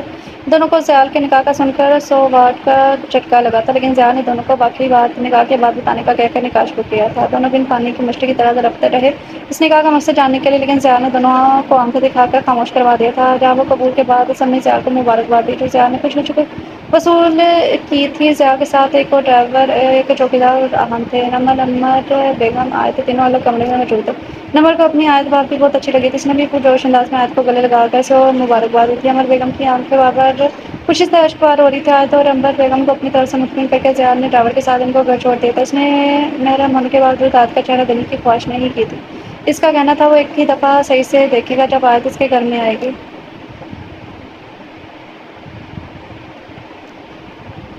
جبکہ نمل نے آیت کی خوبصورتی کی بہت تعریف کی تھی جس پر زیال مسکرا دیا تھا۔ سب کے رخصت ہونے پر آہن اور نمل نے زیال کو آڑے ہاتھوں لیا تھا۔ زیال نے بنا مسکراہٹ کے سارا قصہ سنا ڈالا تھا۔ دونوں آیت کے بارے میں جان کر کافی دکھ ہوا تھا۔ زیال، احمد کا اب کیا ہوگا؟ حمد کا کیا ہوگا، تم نے اس کے بارے میں نہیں سوچا، بیچاری کیا کرے گی؟ حمد کو حمد کی فکر ستانے لگی تھی۔ جی بھائی حمد کا کیا ہوگا؟ اب نمن نے بھی حمد کے لیے فکر ظاہر کی تھی۔ حمد کو تو رکھ لے، آہن جان نے سنجیدگی سے کہا تھا، کیا بکواس کر رہا ہے؟ حمد کوئی بے جان شے نہیں ہے جس کے بارے میں ایسا کہہ رہا ہے، وہ جیتی جاگتی لڑکی ہے۔ تو کیوں اس کے جذبات سے کھیل رہا ہے؟ زیادہ کی تو کی بات پر آہن کے تیور بگڑے تھے۔ جی بھائی آہن بھائی ٹھیک کہہ رہے ہیں، کیوں کرتے ہیں حمد کے ساتھ اتنی ناانصافی؟ وہ خاموش رہتی ہے لیکن اس کی ویران آنکھوں میں درد کی گہری چھاپ ہے کہ آپ کو نظر نہیں آتی اس کی تکلیف کو۔ شٹ اپ یار، تم لوگ میری پوری بات تو سن لو۔ حمد کے وکیل بننے پھرتے ہو دونوں، زیال کی دار پر دونوں کی چلتی زبان کو کرا رہا تھا۔ اور تم کیا کہہ رہے تھے؟ میں حمد کے جذبات سے کہہ رہا ہوں، تمہارا اپنے بارے میں کیا خیال ہے؟ یہ جو تم حشاش پہ جہاں نظر آتے ہو نا، سب دکھاوا ہے، اندر سے تم بھی ٹوٹے ہوئے ہو۔ تمہارا یہ دل زیال نے آہن کے دل کے مقام پر اپنی اشارت کی انگلی رکھتے ہوئے کہا تھا، کئی ٹکڑوں میں تقسیم ہوا ہے جس کو صرف حمد ہی جوڑ سکتی ہے۔ زیال کے آخری جملے پر آہن نے سر جھکا لیا تھا۔ نمن نے بھی حیرانگی سے اپنے بھائی کو دیکھا تھا۔ کیا مطلب؟ تم کہنا کیا چاہتے ہو؟ آہن کی زبان اس کا ساتھ نہیں دے پائی تھی۔ یہ ڈرامہ کرنا بند کرو، میں تم دونوں کے دلوں کے حال سے اچھی طرح واقف ہوں۔ اس رات تم دونوں چھت پر جو گفتگو کر رہے تھے وہ سب میں سن چکا تھا۔ تم دونوں ایک دوسرے سے محبت کرتے ہو، وہ بھی بچپن سے۔ حمد سلطان تو زیال مرتضیٰ کی کبھی تھی ہی نہیں، اس کے دل پر تو کچی محبت کے اس کے دل پر تو کچی عمر میں ہی آہن حسین کا نام نقش ہو چکا تھا۔ تم دونوں اپنی محبت قربان کر رہے تھے مجھ جیسے خودغرض کی خاطر جس نے تمہارا درد دل جاننے کے باوجود اپنے قدم پیچھے نہیں ہٹائے۔ تیش میں آ کر نکاح کا اعلان کر بیٹھا تھا، لیکن جب آج آیت نے اپنی شادی کے بارے میں بتایا تو میرے جذبات میرے دل و دماغ پر حاوی ہو گئے تھے۔ تم نے صحیح کہا تھا آہن، مجھے آیت سے محبت ہو گئی ہے۔ اب میں مزید تم دونوں پر ظلم نہیں کر سکتا، اس لیے میں نے فیصلہ کر لیا ہے، میری شادی آیت اور تمہاری شادی حمد سے ہوگی۔ پھر لے جانا اپنی پری کو اپنے ساتھ۔ زیال اپنے چہرے پر آئی نمی صاف کرتے ہوئے خاموش ہو گیا تھا۔ آہن بھی اپنی آنکھ کے بھیگی کوشوں کو صاف کرتا زیال کے گلے لگ گیا تھا۔ نمل نے بھی اپنا بھیگا ہوا چہرہ اپنے آنچل سے پونچھا اور وہ خوش تھی اپنے عزیز جان میں کزن کے لیے۔ اس کے بعد تینوں نے حمد کو نکاح والے دن سرپرائز دینے کا فیصلہ کیا تھا۔ راستے سے تھوڑی بہت خریداری کرنے کے بعد وہ تینوں گھر واپس آ گئے تھے۔ آہن نے کچھ چیزیں اپنی پسند سے حمد کے لیے لے لی تھی جو نمن نے اپنے نام سے دے دی تھی۔ حمد نے خاموشی سے سارا سامان لے کر الماری میں رکھ دیا تھا۔ اس کو چاہ نہیں تھی ان چیزوں کی، وہ تو بس زیال کے خوف سے آزاد ہو کر جینا چاہتی تھی جو اس کو ناممکن سی خواہش لگی تھی۔ رات کو سب کھانے کے بعد اپنے کمرے میں چلے گئے تھے۔ ایک زیال تھا جو اپنے دادا کے کمرے کے باہر چکر کاٹ رہا تھا، وہ بار بار دروازے کے لاک پر ہاتھ رکھتا اور پیچھے ہٹ جاتا۔ کمرے میں بیٹھے ارتضیٰ صاحب بھی مشکوک نظروں سے دروازے کو دیکھ رہے تھے۔ ان کو بھی گمان ہوا جیسے کمرے کے باہر کوئی کھڑا ہے۔ وہ کچھ لمحے تو خاموش بیٹھے رہے، پھر کڑکدار آواز میں گویا ہوئے تھے، کون ہے دروازے کے باہر؟ اندر آؤ۔ ارتضیٰ صاحب کی آواز پر زیال کے قدم تھمے تھے، پیشانی پر پسینے کی بوندیں چمکی تھیں۔ کون ہے باہر؟ جواب دو۔ ارتضیٰ صاحب چھڑی کی مدد سے اٹھ کر کھڑے ہوئے تھے، اپنے ضعیف قدم اٹھاتے دروازے کی طرف چل دیے تھے۔ دادا جان میں ہوں۔ ارتضیٰ صاحب کے دروازے تک پہنچنے سے پہلے ہی زیال دروازہ کھول کر اندر آ گیا تھا۔ برخودار، کیا تم اتنی دیر سے ہمارے کمرے کے باہر چکر لگا رہے تھے؟ ارتضیٰ صاحب چھڑی رکھ کر دوبارہ بستر پر برجمان ہوئے تھے۔ جی دادا جان، اصل میں مجھے آپ سے ضروری بات کرنی تھی، زیال نے اپنی گھبراہٹ پر قابو پاتے ہوئے کہا تھا۔ چچا آ جاؤ، بیٹھو ہمارے پاس۔ ارتضیٰ صاحب اپنے شفیق لہجے میں بولے تھے۔ زیال سر جھکائے ارتضیٰ صاحب کے سامنے بیٹھ گیا تھا۔ ہاں بیٹا بولو، کیا بات کرنی ہے تم نے؟ وہ دادا جان، مجھے حمد اور اپنے متعلق آپ سے بات کرنی ہے۔ زیال نے بمشکل اپنا جھکا سر اٹھا کر ارتضیٰ صاحب کے چہرے کے تاثرات جانچتے ہوئے کہا تھا۔ جی بیٹا بولو، ہم سن رہے ہیں۔ وہ دادا جان، میں حمد سے شادی نہیں کرنا چاہتا، میں کسی اور کو پسند کرتا ہوں۔ زیال، تم اپنے حواسوں میں تو ہو، یہ کس قسم کی باتیں کر رہے ہو؟ تم نے قسم کھائی ہوئی ہے اس بچے کو اذیتوں کے کنویں میں دھکیلنے کی۔ ارتضیٰ صاحب کی نرمی سختی میں تبدیل ہوئی تھی۔ دادا جان، کیا آپ کو کبھی ہم دونوں کی آنکھوں میں ایک دوسرے کے لیے پسندیدگی نظر آئی ہے، یا ہمارے کسی عمل سے آپ کو ایسا لگا کہ ہم ایک دوسرے سے میں دلچسپی رکھتے ہیں؟ زیال کی بات پہ ارتضیٰ صاحب بھی متفق ہوتے ہوئے نظر آئے تھے، لیکن وہ بولے کچھ نہیں۔ دادا جان، وہ لڑکی ہے، ہو سکتا ہے وہ اس رشتے کو نبھا بھی لے، لیکن یہ انچاہا رشتہ میں نے کبھی نہیں نبھا پاؤں گا۔ میں اس کو وہ محبت نہیں دے پاؤں گا جو بیوی اپنے شوہر سے چاہتی ہے۔ دادا جان، میں نے بہت زیادتی کی ہے اس کے ساتھ، مزید نہیں کر سکتا، پلیز دادا جان میری بات مان لیں۔ زیال ارتضیٰ صاحب کے دونوں ہاتھ تھامتا ہوا اپنی بات کر گیا تھا۔ بیٹا تمہاری بات درست ہے، لیکن تم نے خود نکاح کا کہا تھا اس دن، اور پھر اس کے ماں باپ کی بھی تو یہ خواہش تھی، میں کیسے ان دونوں کی خواہش رد کر دوں؟ ارتضیٰ صاحب نے زیال کی بات سمجھتے ہوئے تحمل سے جواب دیا تھا۔ دادا جان، مجھے یقین ہے چاچو چاچی حیات ہوتے تو وہ یہ رشتہ خود ہی ختم کر دیتے۔ کون سے ماں باپ ہوں گے جو اپنی بیٹی ایسے شخص کے حوالے کریں گے جو اس سے محبت تو کیا نرمی سے بات بھی نہ کرتا ہو؟ جہاں تک نکاح کی بات ہے، وہ اسی دن ہوگا جس دن طے پایا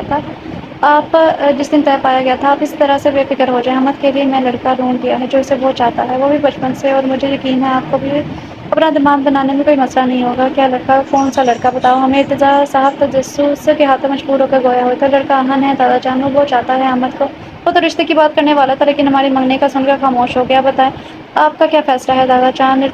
زیال ارتضیٰ صاحب کے جواب کا منتظر تھا۔ بیٹا آہن تو ماشاءاللہ سے بہت اچھا بچہ ہے، ہمیں بھی وہ بہت پسند ہے، پر ہمیں پہلے حمد سے بات کرنی ہوگی، اس کی مرضی کے بنا ہم اپنا بڑا قدم نہیں اٹھا سکتے۔ دادا جان، حمد کو کچھ معلوم نہیں ہونا چاہیے، ہم سب اس کو سرپرائز دینا چاہتے ہیں۔ جب اسے آہن جیسا محبت کرنے والا شوہر ملے گا اور مجھ سے جلا سے جان چھوٹے گی تو وہ خود ہی خوش ہو جائے گی۔ ضیاء نے اپنا سرپرائز خراب ہوتے دیکھا تو فوراً جھوٹ کا سہارا لیا تھا۔ وہ حمد کا کردار کسی کی نظروں میں مشہور نہیں کرنا چاہتا تھا۔ آہن کے لیے حمد کی سچی محبت کی وہ قدر کرتا تھا۔ ضیاء بیٹا یہ تو ناانصافی ہوگی اس کے ساتھ، ہم ایسا نہیں کر سکتے۔ ارتضیٰ صاحب کو اچھا نہیں لگا تھا حمد سے یہ بات چھپانا۔ دادا جان پلیز مان جائیں نا، پلیز پلیز، آپ کو بھروسہ نہیں ہے اپنے پوتے پر؟ ضیاء نے معصوم سی شکل بنا کر بچوں کے انداز میں کہا تو ارتضیٰ صاحب مسکرا دیے تھے۔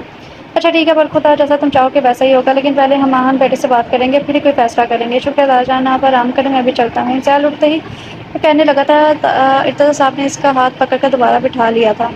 ضیاء لوٹنے ہی لگا تھا کہ ارتضیٰ صاحب نے اس کا ہاتھ پکڑ کر دوبارہ بٹھا لیا۔ بچے اتنی جلدی کیا ہے، پہلے ہمیں اپنی پسند کے بارے میں تو بتاؤ۔ او دادا جان میں تو بھول ہی گیا، ضیاء سچ میں یہ بات فراموش کر بیٹھا تھا۔ اچھا بتاؤ کون ہے وہ لڑکی؟ ارتضیٰ صاحب کا پوچھنا تھا کہ ضیاء نے پوری کہانی سنا ڈالی، یہاں تک کہ اپنے نکاح کا بھی آگاہ کر دیا ارتضیٰ صاحب کو، کیونکہ وہ جانتا تھا اس کا آج سے نکاح کا فیصلہ غلط نہیں تھا۔ ارتضیٰ صاحب ضیاء کے اس اقدام سے بہت زیادہ خوش ہوئے تھے۔ برخدا تم نے تو ہمارا سر فخر سے اونچا کر دیا، ہمیں فخر ہے تم پر۔ ارتضیٰ صاحب نے کھڑے ہو کر ضیاء کو گلے لگا لیا تھا، محبت سے اس کی کمر تھپکی تھی۔ تو بتاؤ کب ملوا رہے ہو ہمیں ہماری بہو سے؟ دادا جان کل ہی چلیں گے، آپ رشتہ لے کر آیت کے گھر تھے ماں پاپا کے ساتھ، ان کو تو آپ خود لے کے جائیے گا اور ان کو آپ خود منا لیجیے گا۔ ضیاء نے شرارت سے کہا تو ارتضیٰ صاحب بھی مسکرا کر گردن اس بات میں ہلا دی تھی۔ تو آپ مجھے اجازت دیں، مجھے نیند آ رہی ہے۔ ضیاء نے نیند سے بوجھل ہوتی آنکھوں کو مسلتے ہوئے کہا تھا۔ ارتضیٰ صاحب بستر پر دراز ہو گئے تھے، ضیاء کمرے کی بتی بجھا کر نکل گیا تھا۔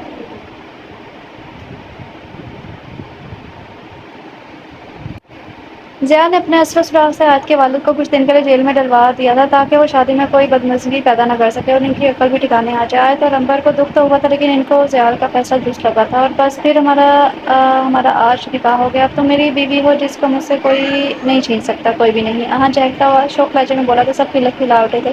حمد شرما کر نظر جھکا گئی تھی، شرمیلی سی مسکراہٹ اس کے چہرے پر سجی ہوئی تھی۔ ضیاء نے بھی حمد سے اپنے سابقہ برتاؤ کی معافی مانگ لی تھی۔ حمد نے دل سے ضیاء کو معاف کر دیا تھا۔ بارات ولیمے کی تقریب بہت اچھے سے ہو گئی تھی۔ نمر رخصت ہو کر اپنے سسرال چلی گئی تھی۔ آیت کی بارات والے دن ضیاء نے اعجاز صاحب کو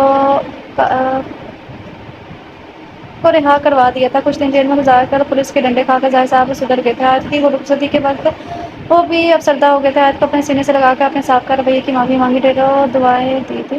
اپنے دعاؤں کے حساب میں انہوں نے اپنی بیٹی کو رخصت کیا تھا۔ حمد اور آہن ایک دوسرے کا ساتھ پا کر وہ زیادہ خوش تھے۔ حمد کی ویران آنکھوں کی چمک لوٹ آئی تھی۔ آہن نے اس کو زندگی کی طرف دوبارہ لے آیا تھا۔ چاندنی رات تھی، وہ میرے ساتھ تھی، میری زندگی کی وہ خوبصورت رات تھی۔ رات کا وقت تھا، چاند کی چاندنی اپنے عروج پر تھی۔ چھت پر بیٹھے دونوں خود سے ایک دوسرے میں کھوئے ہوئے چاند کا عکس ہی معلوم ہو رہے تھے۔ حمد اور آہن کا آج اس گھر میں آخری دن تھا۔ کل ان دونوں کی لندن کی فلائٹ تھی۔ آہن کے والدین ولیمے کے دوسرے دن ہی واپس لندن چلے گئے تھے۔ حمد اس دن کا ہم نے کتنا انتظار کیا تھا، اتنی اذیت کے بعد ہم ایک دوسرے کے ہو ہی گئے ہیں۔ آہن اپنا چاند کی روشنی میں دکھتا ہوا حمد کا چہرہ اپنے ہاتھوں کے پیالے میں برتا ہوا محبت سے کھویا ہوا تھا۔ آہن میں نے تو امید ہی چھوڑ دی تھی، ایسا لگتا تھا میں گھٹ گھٹ کر ایک دن جہاں پانی سے رخصت ہو جاؤں گی، لیکن مجھے آپ کا ساتھ میسر نہیں آئے گا۔ جہاں حمد کی آنکھوں سے شبنم کے قطرے گر رہے تھے، آہن نے حمد کے رخسار پر بہتے اشک اپنے لبوں سے چھونے تھے اور اسے خود میں بیچ لیا تھا۔ اس خدا کے سوائے ہمیں کوئی جدا نہیں کر سکتا جانے آہن، مجھے بھی یقین ہو گیا ہے ہمیں کوئی جدا نہیں کر سکتا سوائے اس خدا کے۔ حمد نے آہن کی حمد صرف آہن کی ہے اور آہن نے صرف حمد کا۔ آہن نے تکڑا جوڑا تھا۔ دیکھ لیا میں نے کہا تھا نا، یہ ہیرا ہی رانجھا ہی ملیں گے۔ ضیاء کی بات پر دونوں ایک دوسرے سے الگ ہوئے تھے۔ تو ہمیشہ کباب میں ہڈی بن کر آیا کر، آئے تم سمجھاتی نہیں ہو اس کو؟ آہن نے ضیاء کو جھاڑتے ہوئے آیت کو بھی ہدایت دی تھی، یہ کیا سمجھائے گی، تو خود تو میرے اشاروں پر چلتی ہے۔ ہاں تو تجھ جیسا جلا شوہر ہوگا تو بیچاری اور کیا کہہ سکتی ہے۔ اف بھائی چپ ہو جاؤ آپ دونوں۔ ضیاء بھائی آپ بتائیں ہمیں کیوں تلاش کر رہے تھے آپ دونوں؟ حمد نے ان دونوں کے درمیان اپنی ٹانگ اڑائی تھی۔ نمر کی کال آئی تھی، وہ کچھ دیر میں ہی آ رہی ہے عرفان کے ساتھ، تو میں سوچا کل تم لوگ بھی رخصت ہو جاؤ گے تو ہم سب مل کر باہر کھانا کھانے چلتے ہیں۔ گڈ آئیڈیا ہے، چلتے ہیں سب۔ آہن بالکل جوش سا بولا تھا۔ نمر اور اس کے شوہر عرفان کے آنے کے بعد سب ہی باہر کھانے کے لیے نکل گئے تھے۔ حمد یہ آہن کا بچہ تمہیں تنگ کرے نا، ایک کال کرنا، دماغ ٹھیک کر دوں گا میں اس کا۔ وہ سب ہوائی اڈے پر کھڑے تھے۔ ضیاء کتنی دیر سے حمد کو ہدایت دے رہا تھا، تو ساتھ کیوں نہیں چل لیتا ہمارے؟ کب سے بھڑکا رہا ہے میری بیوی کو؟ آہن جل کر گویا ہوا تھا۔ تو برا ہی مان گیا، میں تو مذاق کر رہا تھا۔ ضیاء آہن سے بغل گیر ہوا تھا۔ چل چل خدا حافظ، خیال رکھنا سب کا، اور ہو سکے تو لندن بھی چکر لگا لینا، آیت کو بھی ساتھ لے آنا۔ ہاں جلد چکر لگاؤں گا۔ وہ دونوں بغل گیر ہوتے ہوئے پھر اپنی منزل کی طرف چل دیے تھے۔ ضیاء زیاد یہ ٹینا کون تھی کون ٹینایت بنے مت زیادہ اہن بھائی نے مجھے سب بتا دیا ہے آپ کے اور آپ کی سیکٹری کے بارے میں آیت خفگی سے گویا ہوئی تھی آہن چھوڑوں گا نہیں تجھے میں زیاد پیچھے مڑ کر خود سے دور جاتے ہوئے آہن کو گھورتا اتنی اونچی آواز میں بولا تھا پکڑ تو لے پہلے آہن نے وہیں سے آنگ لگائی تھی پھر ہنستا ہوا احمد کا ہاتھ پکڑ کر آگے بڑھ گیا تھا آیت میری جان یہ آہن جھوٹ بول کر گیا ہے تم سے تو مجھ پر کہ تمہیں مجھ پر یقین نہیں ہے جان نے محبت سے آیات کا نقاب میں چھپا چہرہ اپنے ہاتھوں کے پیالے میں تھاما تھا مجھے یقین ہے آپ پر میں تو بس آہن بھائی کا دل رکھنے کے لیے تھوڑی سی خفا ہوئی تھی آپ سے بہن کا فرض بھی تو ادا کرنا تھا نا آیت نے اپنی عجیب سی منطقت سنائی تھی اوکے چلو تمہیں آنٹی انکل سے ملوانے کے لیے لے کر چلنا ہے پھر گھر چلیں گے اور دونوں اپنی منزل کی طرف روانہ ہو گئے تھے دلوں سے پر ایک چیز مٹ گئی تھی کچھ خال اور پرسکون زندگی ان چاروں کی منتظر تھی ایک دوست میری زندگی میں ایسا ہے پھولوں میں ایک گلاب جیسا ہے میری دوستی کی حد اس پر ختم ہے